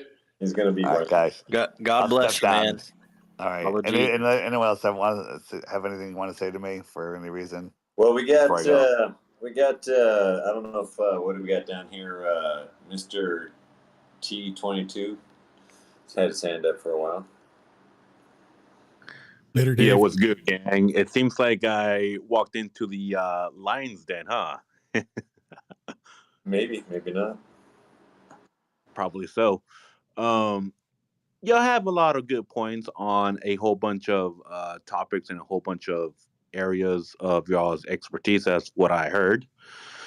But usually whenever these type of conspiracy theories or concepts that we all basically come out with, especially in my views too, or point of views, or how I see things, in the direction and views and perspective where I see it as is, where is the enemy focusing its distraction, or how do they basically tell the people that they're doing it without basically telling the truth, even though they're telling the truth the whole time? They use sublime messages. And one of the main topics or ways, they're not even topics, they're ways to basically tell the people that they're telling them without really telling them the truth. There's sublime messages. And they use Hollywood movies. We see Hollywood movies all around, and they're quite, they just catch your fantasies. The ideas. We get lost in the stories that what they tell us in the movies. And one of the biggest ones that we all see in Hollywood is that, and no one can really argue with that one, but none of the movies that they made were actually about flat Earth. They were all about hollow Earth. There's a movie called with The Rock, The Center Journey of the Earth, with The Rock. And then there's the other one that's basically brand new, and it's called The King Kong, that has to do with hollow Earth. They never made any movies about flat Earth. You see? So there's also those that thing that I posted up in the purple pill, and it's up there on the nest already. And they always give you sublime messages without telling you the truth. If you look at the behind of the dollar bill, what do you see? You see a hollow Earth right where the pyramid is and right where the eagle is. They tell you without really telling you. That's the same way how they work with curses and hexes and sorcery. They have to tell you that they're gonna hex the fuck out of you, or else bad karma is gonna come, their way. That's how their sorcery works. It's one of the reasons why it pushed me furthermore to believe in Christ more, just because I've seen the magic work myself, and that's probably the most I'm ever gonna say. But you have to start basically questioning and follow what the elites do, and why do they do the things that they do, especially in movies. They tell you everything in the movies. You just have to question whether it's real or not real, and you have to follow your own intuition on that. And that's basically what I got right there. If anybody has any more questions on that topic or perspectives.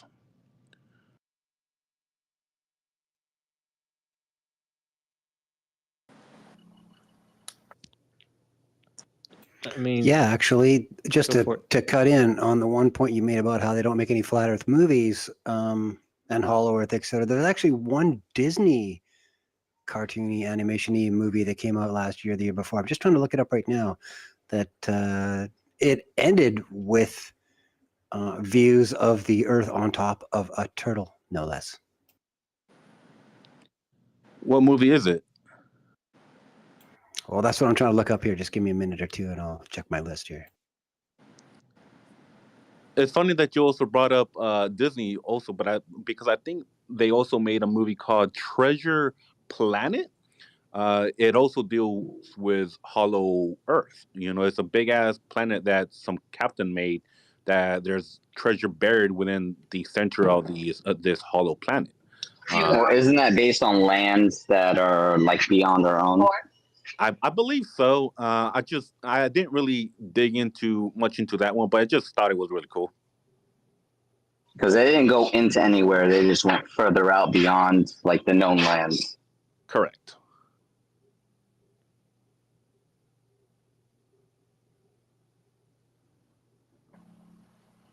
Yeah, the saying is they tell the truth in the movies and the lies on the news. Yeah, well, that's basically their way of karma. You know, if you add the year that we're living in, which is 2024, if you add those together, that's basically 8. You know, that's basically the number of karma, and they believe in all these stuff that it works because they work into occult magic, occult knowledge. That's what they run their things of. And they believe that if they don't say anything to their victims, they're actually going to get hit harder than what they hit their victims with. You know, so that's why they have to essentially let them, you know, tell them that, hey, this is going to happen to you, so that when nothing's going to happen to me. That's why they tell you without telling you. You know, those are those sublime messages. You know, and you see it everywhere. You know, you see it right now currently as we sing. You know, we all saw what was going on with the Olympics. You know, they're all mocking Christ. You know, I don't think that was really good. I never even watched a single video of the Olympics. Trust me, I haven't. But just the way how they were mocking Christ, it was just like, you know, it was just like not cool. You know, but it's just meant to happen. You know, because in the era of Pisces, that's basically the era of Jesus Christ, you know, with the 2 fishes. And the Holy Bible deals with water. You know, that's also astrology right there, when Enoch essentially brought that type of knowledge from the heavens down to us. And we're entering in the age of Aquarius, and that essentially happened in 9/11.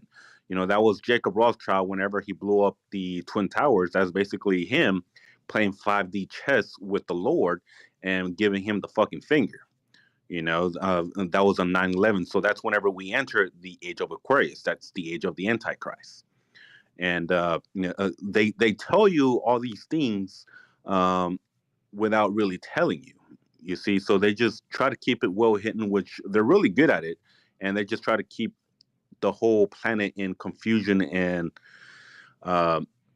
in awe, like what the heck is going on, you know? So that's why we have wars with flat earthers, globe earthers, and all these other topics that we really can't come into a conclusion because they have us all confused. But they tell you with small messages like behind with the dollar bill. They tell you right there. All you have to look is closer, have a closer look, and you see all the messages right there. Especially with the pyramid that they have within the eye.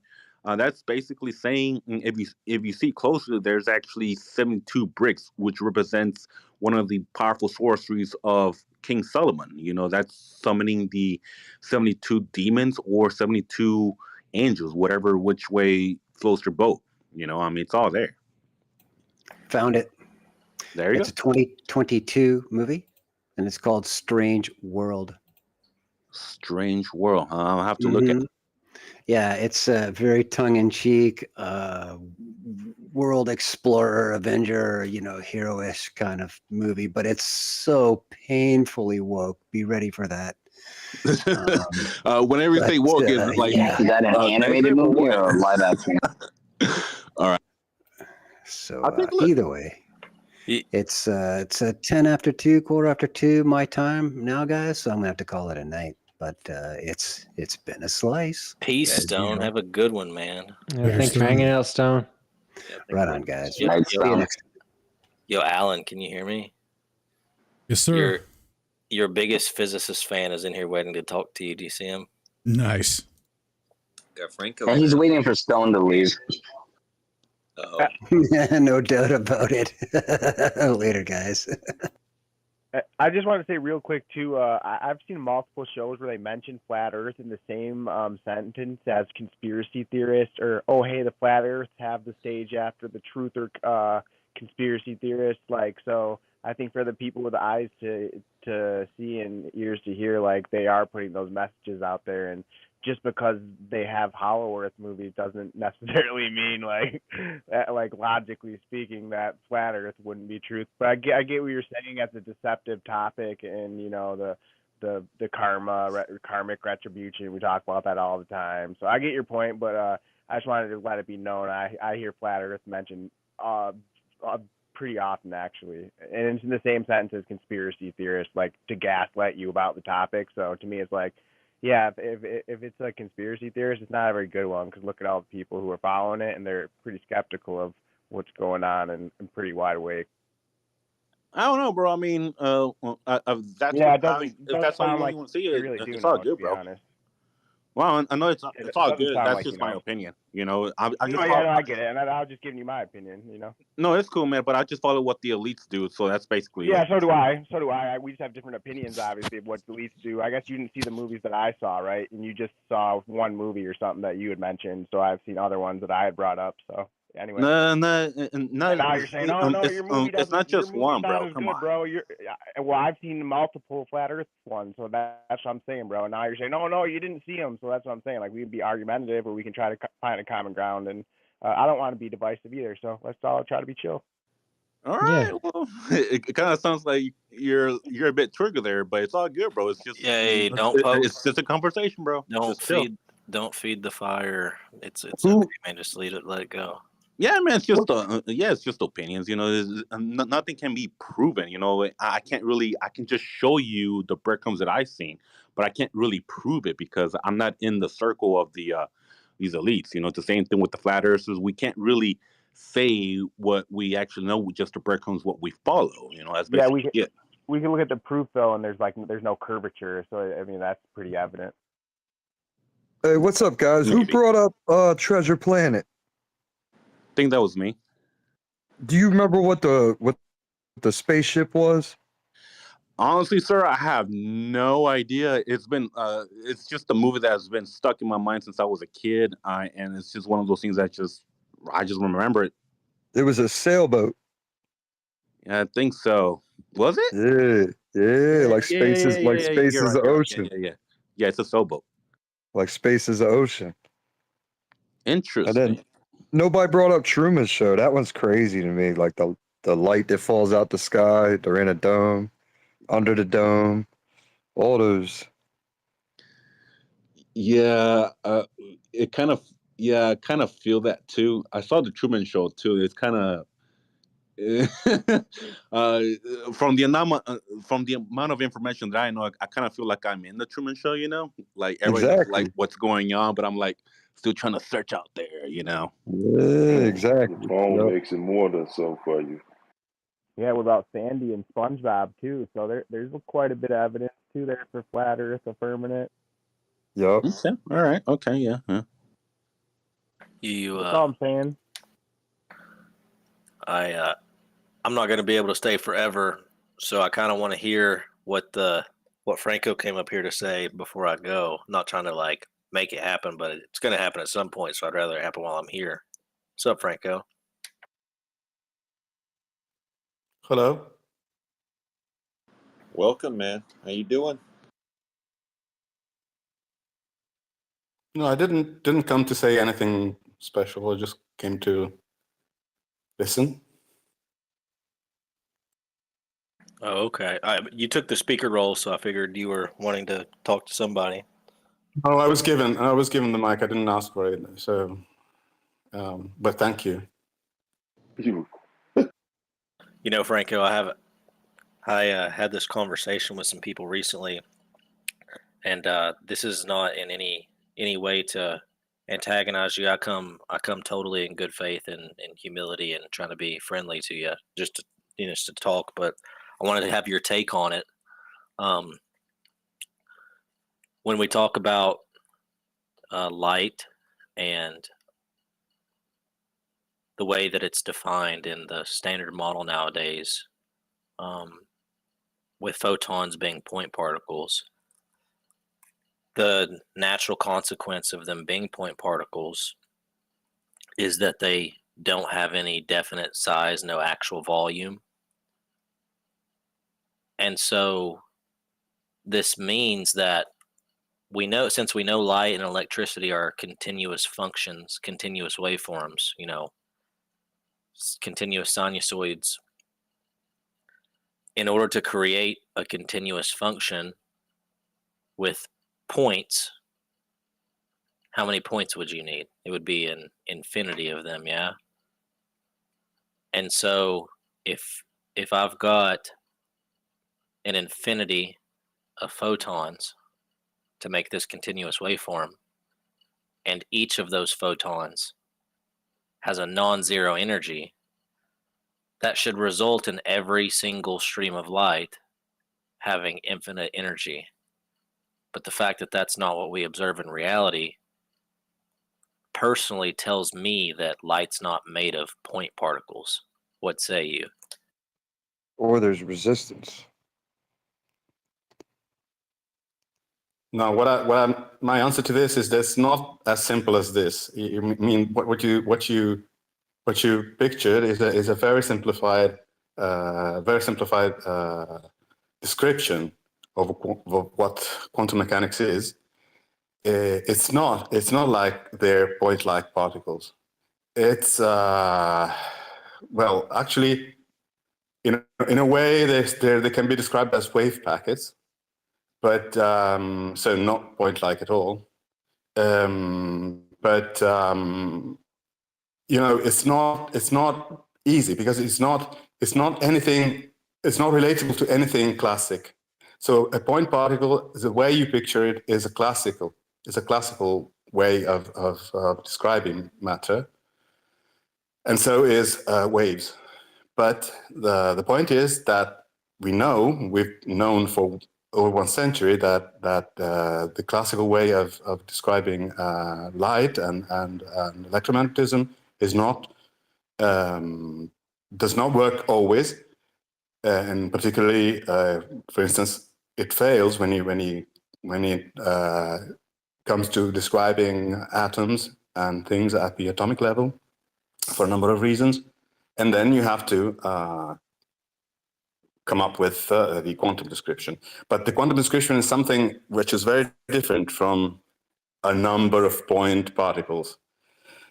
Indeed, I was maybe I don't know if maybe this answers your question, but I was reading was going through one of the books I have on quantum quantum field theory, and in the first chapters you have the description of photons in quantum field theory, and what is pointed out there is that in order to build a classic wave, you actually need an infinite number of photons. That's true, but it's not like what you're saying, that you have an infinite number of definite energies summing up to an infinite amount of energy. It's not like that. It's not exactly like that, because for one thing, you can have an infinite sum of non-zero numbers that can get you a finite number. This is known in mathematics, but that's not even appropriate, because, for instance, if you know what a plane wave is in classical electrodynamics, a plane wave is something that fills up the whole of space and time. It's an idealization. So the fact that you actually need, in order to build an exact plane wave, you need an infinite number of photons, is also compatible with the fact that a plane wave actually has an infinite energy, because a plane wave is something that fills a whole of space. It's a mathematical concept. It's not a real one. In reality, what you have is wave packets, which are superpositions of waves.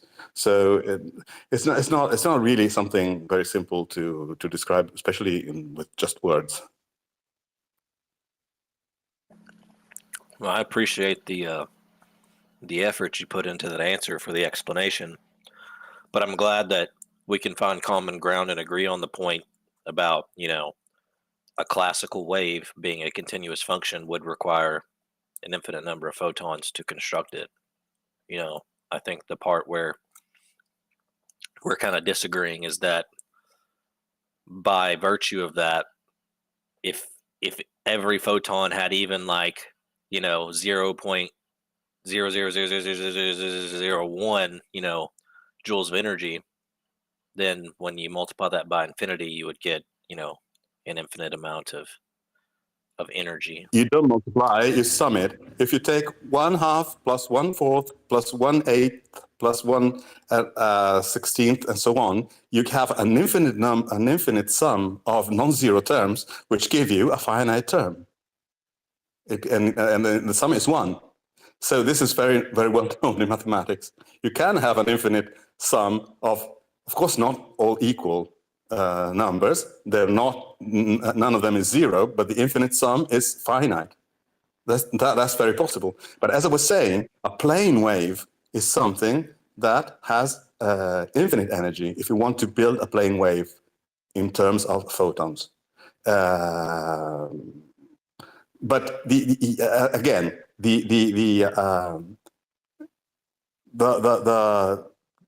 photon description is not point particles. It's not things like, it's not as simple as this. It's something that's complicated. You need to have a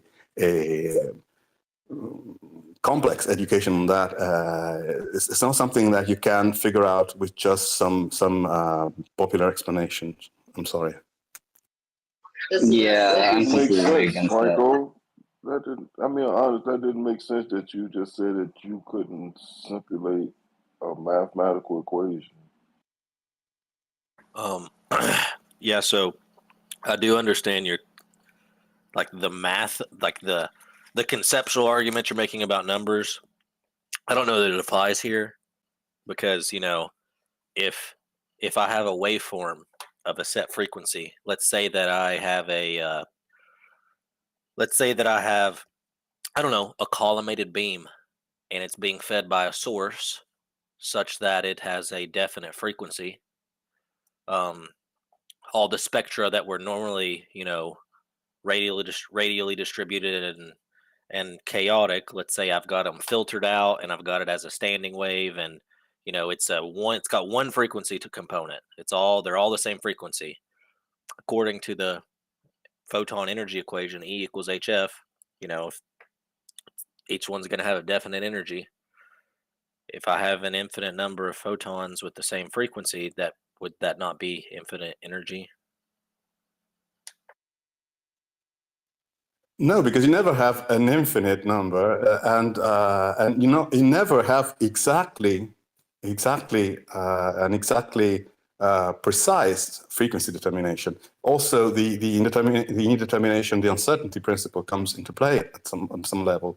This reminds me of the question I was asked when I was taking my electrodynamics exam when I was 20 years old in university second year, and then the professor asked me, why cannot a photon be really monochromatic?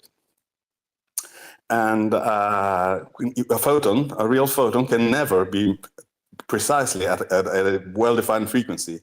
And my answer was that a real photon has to be a wave packet, and wave packets cannot be monochromatic because it's a Fourier sum of different frequencies. And he said, that's mathematics, that's not physics. And he said, you must come from, and he said, the institution I come from, which is very keen on mathematics,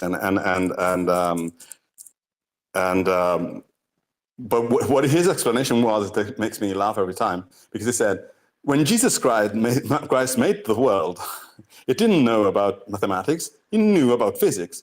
And how do you measure physically the frequency of something, of a wave?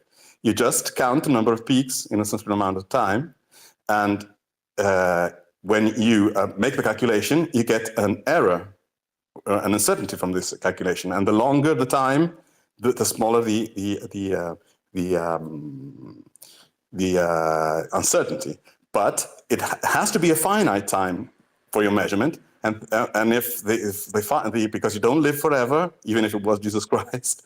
But so if you take a finite measurement, counting from time 1 to time 2, how many peaks and troughs are there, and then you divide by the time interval, you get an uncertainty, and so you never come up with a precise, with a zero uncertainty measurement for the frequency. That was his explanation. Was actually the same thing as mine, meaning that if something starts and ends, it cannot be monochromatic. If a plane wave with definite frequency has existed forever and it will exist forever, something that fills the whole of space, something that has a beginning and an end, can never be something with a definite frequency. I see, but do you think that the infinity of photons makes physical sense? Because, that is a natural consequence of drawing a continuous waveform with points. And so, it's not points. It's not points. If you go and see how a photon is defined in quantum electrodynamics, it's not a point. It's not a point. Okay, but let's not. I don't want to strain at the terminology so much. You agreed that it would take an infinite number of photons to build a classic wave. We found that in the ground. So do you think that makes physical sense to say that there's an infinite number of something in reality? Yes, because that's also true for any wave packet in classical theory. You have that a wave packet, something that begins and ends in classical theory, wave theory, is an infinite number, sum of an infinite number of waves with different frequencies going on a continuous spectrum. So it's a Fourier sum. It's an integral. It's an integral over a number of an infinite number of frequencies. Actually, using classical description is using infinities all the time, because you have in an interval, in a time interval, there is an infinite number of time instants of time moments. In a length interval, there's an infinite number of points and things like that. Whenever you use continuous description, you have to deal with infinite number of points and so on. This thing has been overcome. I don't know. In the 16th century, it was sort of with calculus development and then infinitesimals, description of infinitesimals, which is something that, by the way, I just learned by translating a book that it was fought by the Jesuits. The Jesuits were really against the idea that something could be infinitely divided, so that the world could be described by a continuous. By continuous descriptions of waves or whatever, even matter. So they were against it, and also there was a very huge debate with the ancient Greeks and the Pythagoreans and people who did not believe that things could be divided infinitely. But then there are just two different descriptions. There's the classical description, which is, we know now that it's an approximation, the classical limit of quantum theory, and there's a quantum description which is very well established, and we know that in the classical limit it becomes in a certain limiting procedure, it becomes the classical description. But no, I don't have any problem with infinities. Well, yeah, okay. I think the problem for me, Franco, is that when you're talking about infinities, right? You're saying that, we know it's okay for infinities to exist because integrals exist. Anytime you have something continuous, you can define as many points between 1 and 2 as you want. If I have time 1 and time 2, or point 1 or point 2, distance 1 and distance 2, you can arbitrarily define an infinite number of points. I can just keep adding numbers past the decimal point and get an infinite number of possible options. But that's just math. You're making a conceptual point about, defining numbers. But I'm saying in physical reality, an infinite number of objects can't exist. Like, because where would you put them? There would have to be an infinite amount of space as well. Right. It's like there's a disconnect between the conceptual mathematics and the physical reality. And I think that you come from a background where you think that math is reality, where I more think that math is used to describe reality, but the limitations are based in physicality, not in the math. No, I never said that math is reality. Math is a way of describing reality. That I agree on. And as I was saying, sorry, I didn't get all of your answer because I disconnected by mistake. But the very classical, as I repeat, the classical description is even more problematic than you attribute than you think the quantum description is, because you as I was saying, as you correctly were describing, you do have infinities when you have integrals. You do have an infinite number of points on a straight line and so on. So when you talk about a continuous wave, the very idea of the description of continuous is a mathematical concept. So that implies some integrals and derivatives and things that are that have infinities in them, in a way, infinite number of points and things like that, and infinitesimals more than. But that is a description. We know that now that we have a description which is a quantum description, which is different. But again, it's not. Light is made of an infinity of point particles, because it's not that. It's more complicated than that, and I assure you, it's not something very easy to explain and to understand. It's true though that we do see photons as quote unquote point particles when, for instance, we see them in particle physics. Because they are, for instance, they are produced at, for instance, they are produced in, for instance, gamma rays. With even before particle accelerators, when you have gamma decays, radioactive decays, things like cobalt-60 is something that decays into photons, and you can have single decays that you can detect, and you have single photons that you can detect with a precise energy, and that is something that was detected mid 20th century. But now at particle colliders, we do see photons. Okay. That's enough.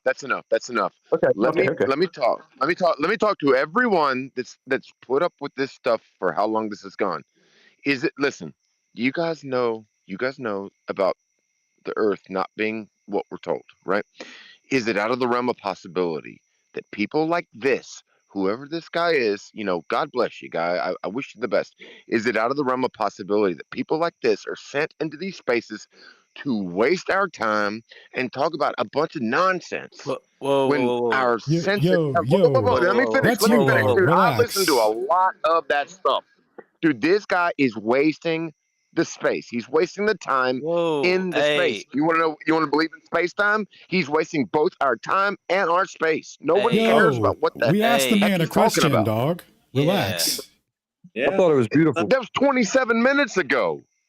It's too bad. Then leave. Go do something else and come back, dog. This isn't for you to start bitching. Man's in the middle of a conversation. None of you know what the fuck that guy's talking about, and neither does he. He's talking about dividing time into integrals and equating that to being the same as the physical energy that Pizio is bringing up. We're trying to get him to acknowledge that he's doing kinematics instead of talking about the dynamics of the situation. That's what Pizio is talking about. You not following along and not knowing for 27 minutes and imposing that on the conversation now and interrupting isn't helping anyone. Whoa. No. I listened, dude. I'm following as long as best I can. But this guy, he's just Don't care, buying, buddy. he's just wasting the time of all of us. Buddy, you're wasting our time right now. Tell me one point that he made. Tell me one cogent point that he made that you even barely agree with.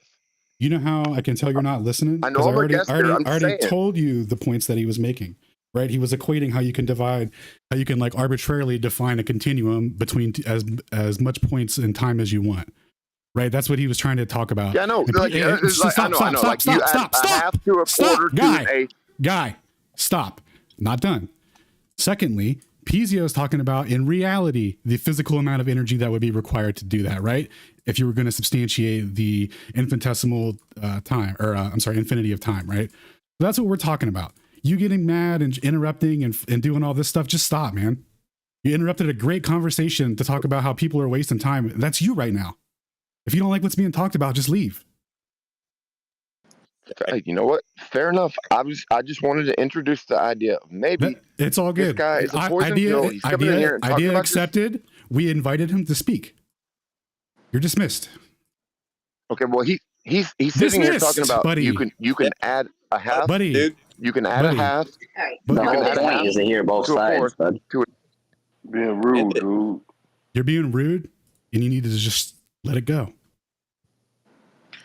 Well, I mean, I understand his point, but I actually like what Mr. Franco was actually saying. You're continuing the interruption. We're still trying to conversate with Franco. I appreciate the enthusiasm and the genuineness you're trying to bring, but you're still doing the same thing he was doing as well. No, I was just gonna say that stop saying things, please, for the love of God. The perspective that I was getting from Mr. Franco. All right, peace. Yeah, dude. Come on. Wait, who's the guy that's talking? Was that Mr.? Was Mr. Yeah.